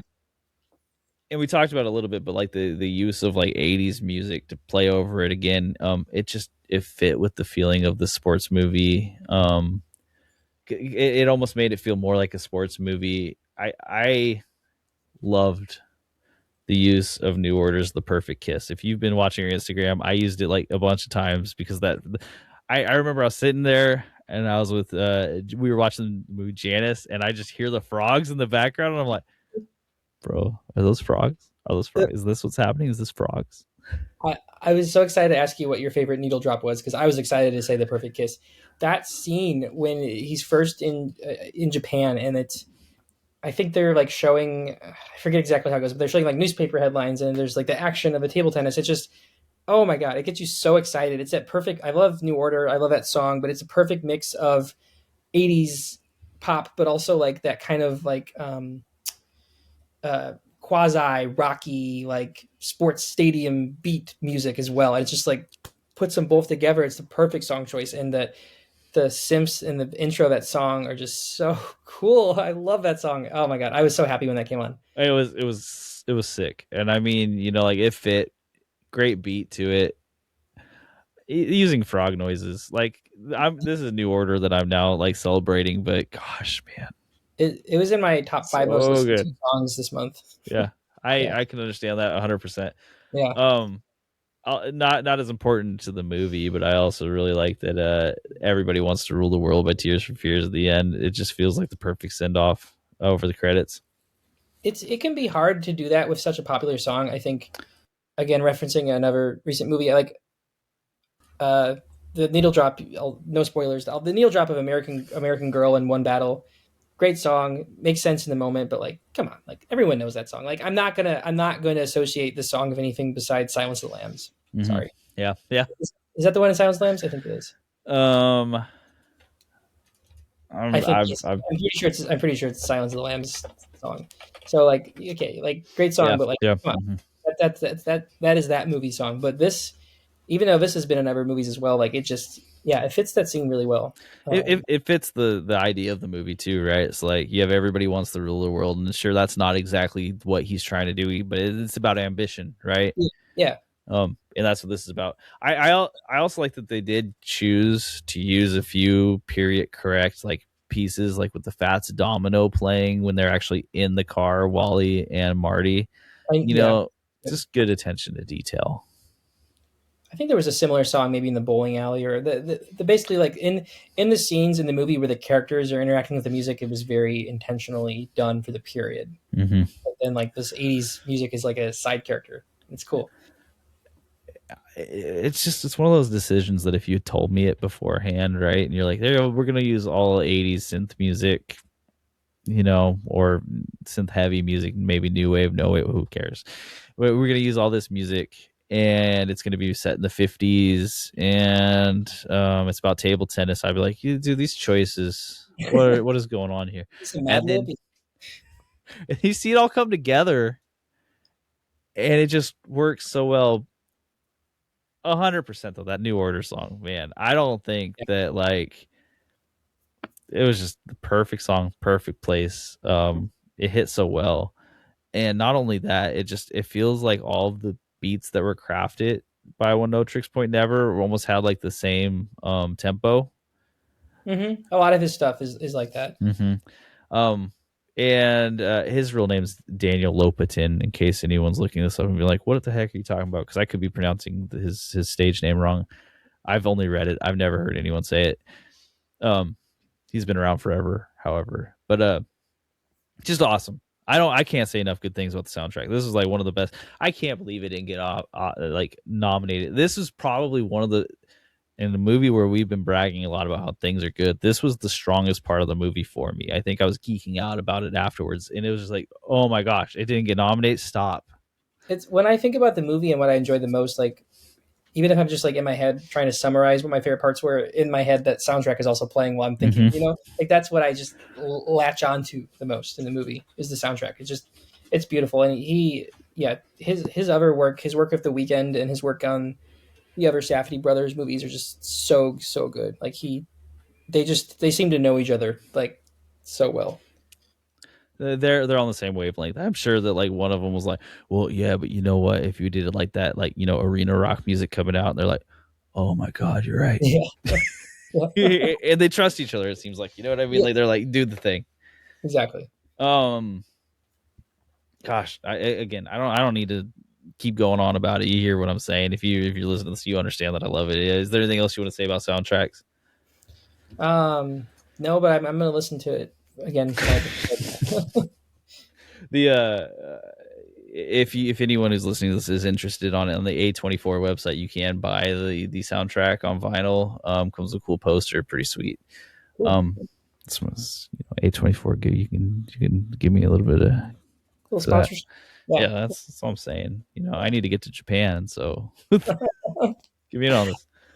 Willie, I'm gonna launch you into a segment you weren't prepared for. I'm almost certain of it. I'll start off though, okay? Good. Your 3 favorite scenes of the film. Okay, well, one I'm going to just say because it's a shot. I already mentioned it. The scene leading up to the table tennis balls out the window by Dion's character. That quiet tension is so good because like he has to be quiet because his dad's asleep, but also like he's trying to like navigate the situation. This is your sister? Like I didn't know you had to like. I love. There's so many loud scenes in the movie, and I love the quiet chaos in that scene. Works really well, especially given the gravity of the situation. I love the first match with Endo, in part because it begins with the new order needle drop, and then that gets me so excited and engaged in the scene. But that was a scene in the movie where I didn't know what the stakes quite were for Marty to win, and I didn't know if he was going to win or not. So that the tension of table tennis in that scene was the most visceral in that Mm-hmm, in that one mm-hmm. particular. Um, and then probably my third favorite scene, just because of the chaosness of how it all goes down, is the bathtub sequence. I love Wally and Marty's just manic energy before and after that, and then like what do we do? Like, oh, we're gonna take this guy's money. Like it was very unpredictable. And one of the scenes where like our characters are actually in like real physical danger, and it was one of the scenes like I didn't know what was going to happen in a way that was like, is this movie going to just completely change, because this feels like a very serious situation. Yeah. Yeah, no, all great scenes. I think my first favorite scene has to be the chase sequence with the cop.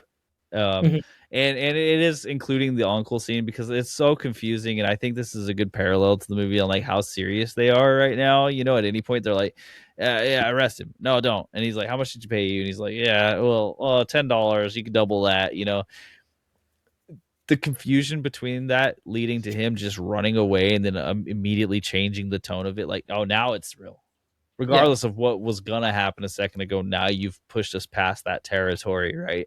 And that's Marty in a nutshell, right? Like, this is the guy who's just gonna get himself into a whole bunch of crap, and it Yeah. ends with him in the back room of Rachel's job Hmm. with Ira having comes and finds out about him and yells at the cops. You know, that whole sequence of events is just like, this is Marty's real life right here, and Big you can see how it's chaos.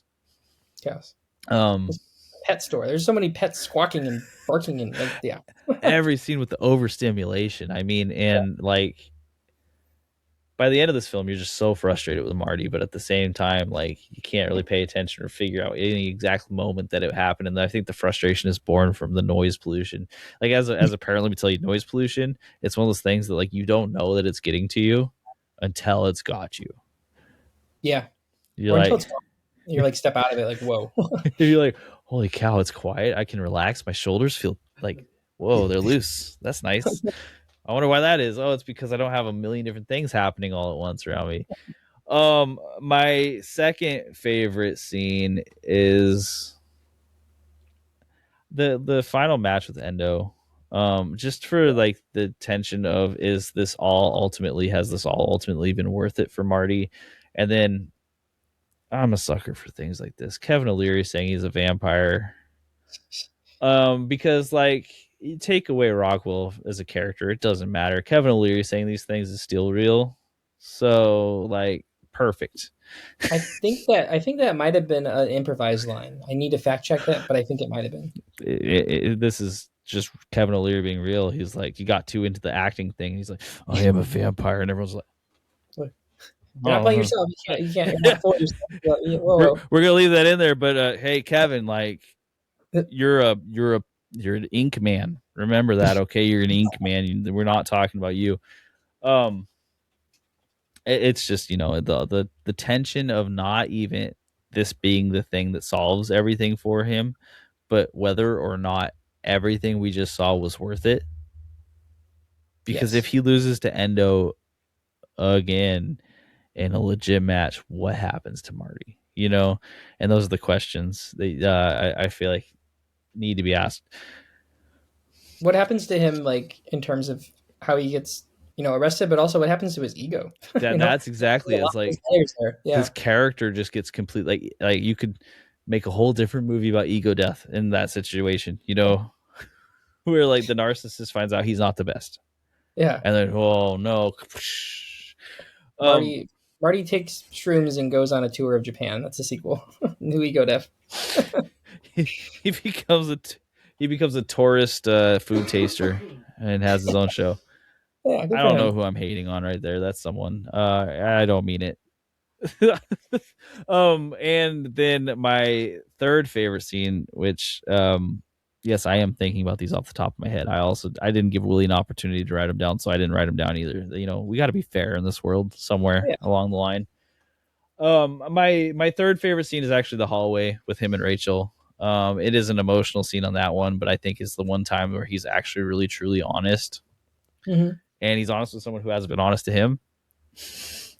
What that's extra hard for him. Yeah. Yeah, it's an interesting like flip around and reversal of roles. Usually he's the one taking someone for a ride, and he finds out, and he's like, hey, if you're not ready for this, if you can't do this, I won't be the guy who settles down. Like this is what his real thoughts are. And to see that one moment of genuine honesty from him in the rest of this movie, even though he's being such a jerk at that moment to someone who may or may not be his like baby, like this is the person who's gonna have his child.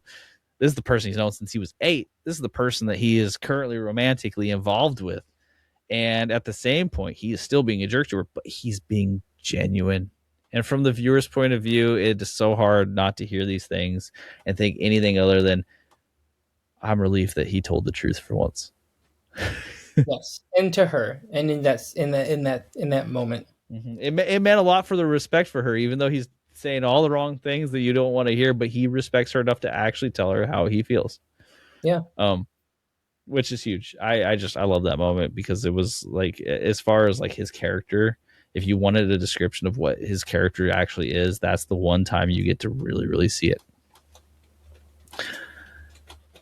Even vampires show emotion. I love me some like underneath it all, just get at these guys, right? And getting Kevin Leary to say those things on camera, even if he's quote unquote playing a character that's just himself in the 50s, is a different company. Getting him to say those things and getting it on camera, and it has to be a clear dig at billionaires. Like, there's no way you can tell me anything else. Yeah. Just perfect. Thank you. Yeah. I love it. It's wonderful. So, how about a review, Willie? You want to give me your final thoughts on this? Yeah. So this is a movie I went into with high expectations because of the Safdies, because of Timothée Chalamet. I would say that it surpassed my expectations in ways I didn't expect.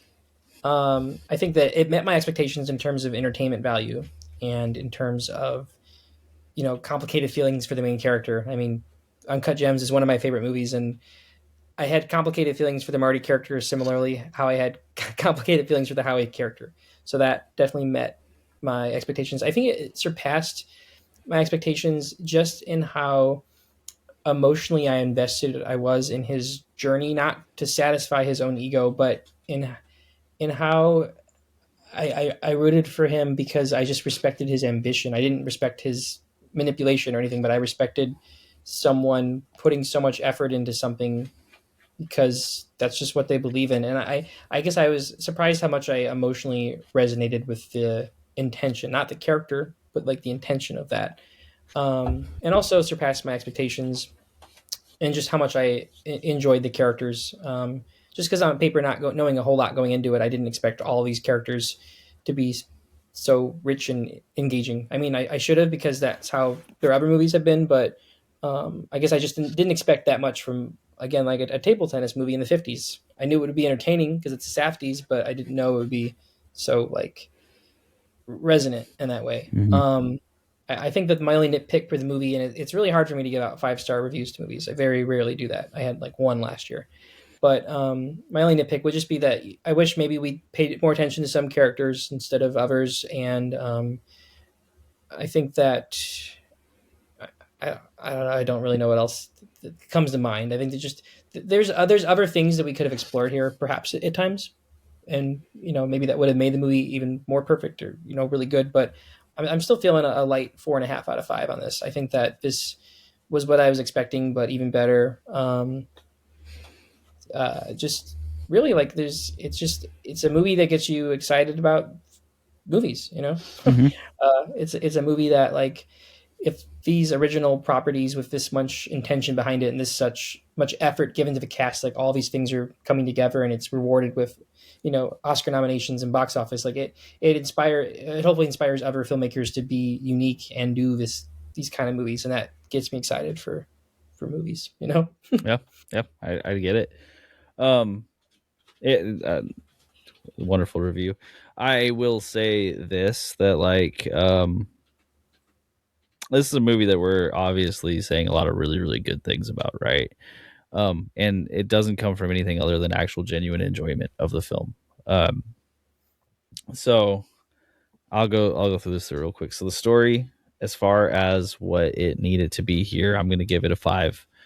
Um, I think there's a lot of really good choices, a lot of really clever choices. And I think for what they chose to show and the way they chose to show it and his struggle to get to these places and like how he's really good at the exceptional thing, but he's Hmm. really bad at the normal things was Hmm. portrayed pretty well here. So story is a 5. Acting is a 5. We talked about it. I can't even really barely pick apart as someone who I thought maybe didn't seem like they were in the best version of their element.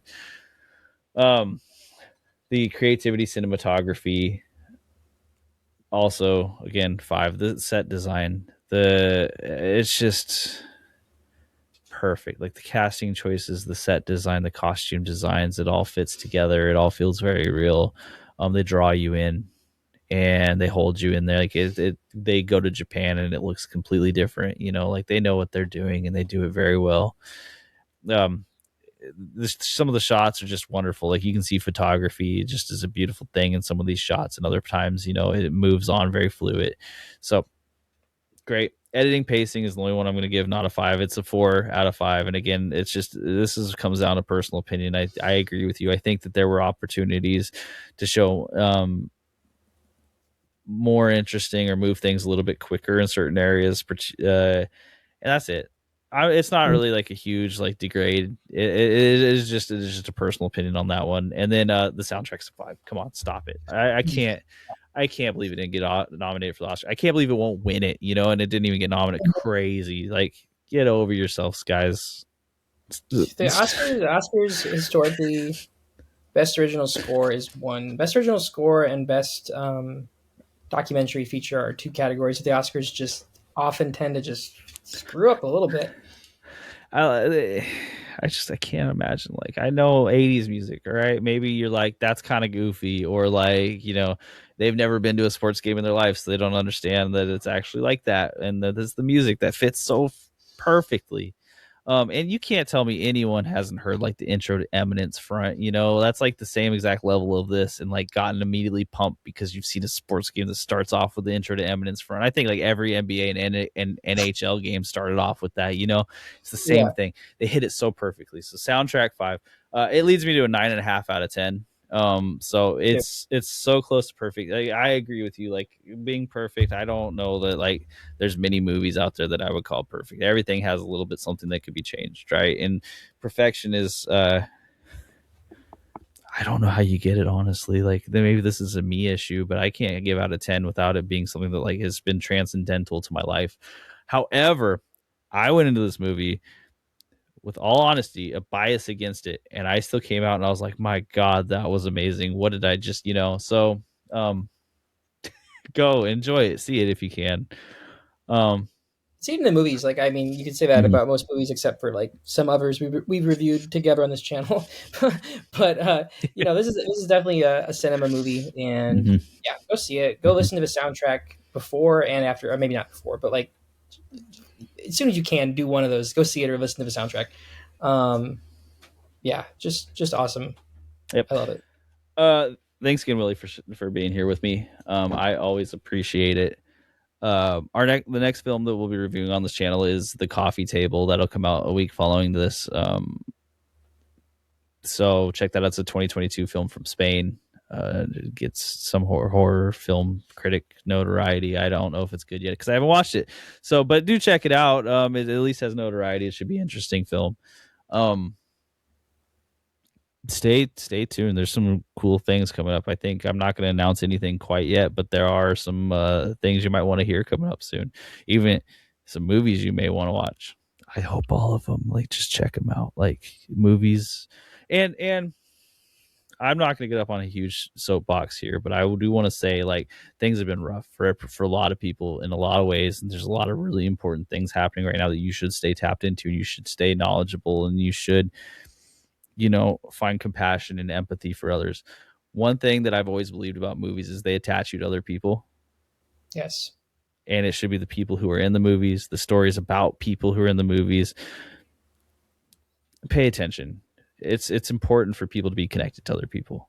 So that's, this art form is for that. All these movies that you watch, every single one of them has people who made all this stuff. They have people who made all these decisions. You can have empathy and serious, like, good job to everyone out there, right? Like, but also, like, pay attention to the stories, because the stories aren't just told for entertainment. They're told because they connect you to the people, and people in exceptional circumstances that are still just humans. And it's a Mhm. reminder they're still just humans. Best table tennis player in the world can still be a guy who has completely screwed up every other part of his life, you know? Um, anyways, I'll get off my soapbox. um, I was born in 1601. I'm a vampire. I've been around forever.